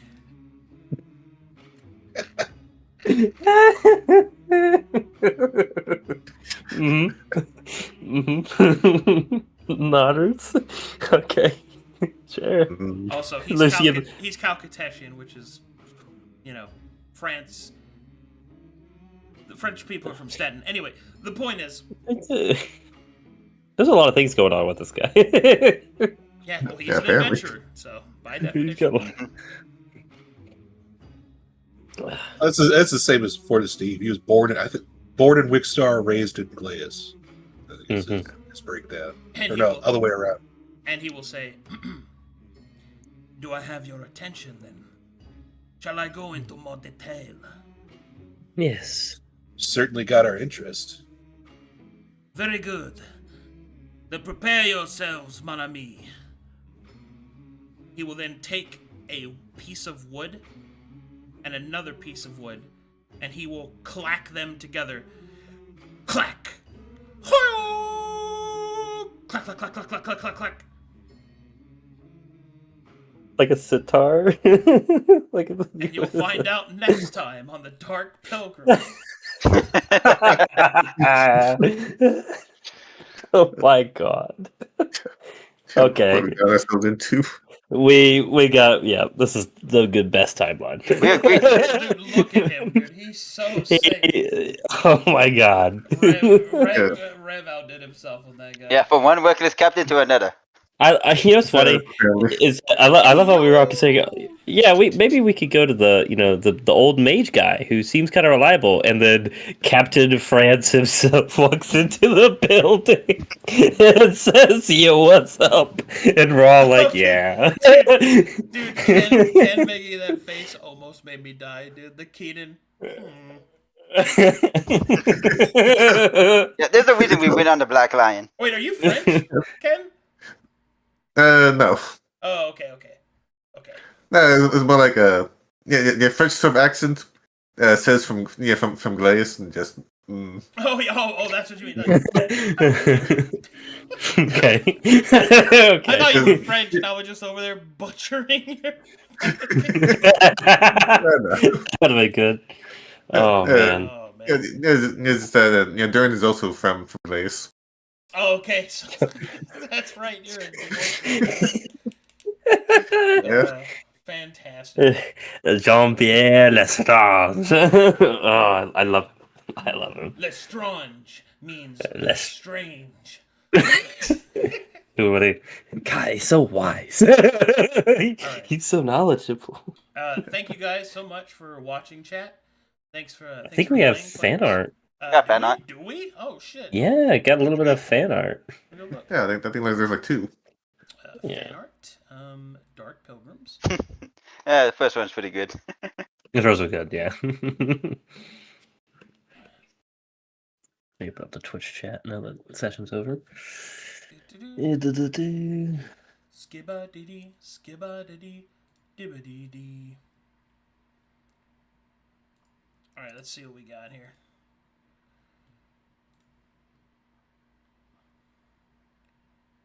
Let's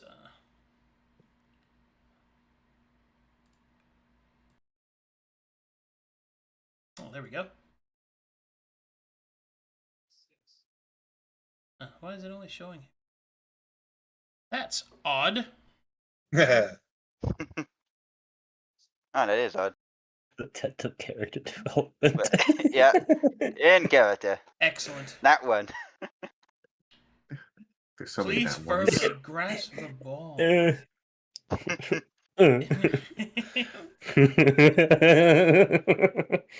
Dude, Seal, you can draw just fine. Yes, that's good. That's good shit. Yep, Yeah. and that's the artwork Alex did. Oh God, He's not an artist. fantastic, beautiful even. Look at that. Yeah, it's. Taking notes, sir. This is Alex's This is Alex's combat acumen. That's what his combat acumen was able to couple up. Thank you for watching, chat room. Thanks for supporting the channel. Players, thank you for playing. You guys are great. Thanks for the fan art, everybody. I'll see you guys in 2 hours for the Unreliables. Oh boy. Bye, everybody. Bye bye.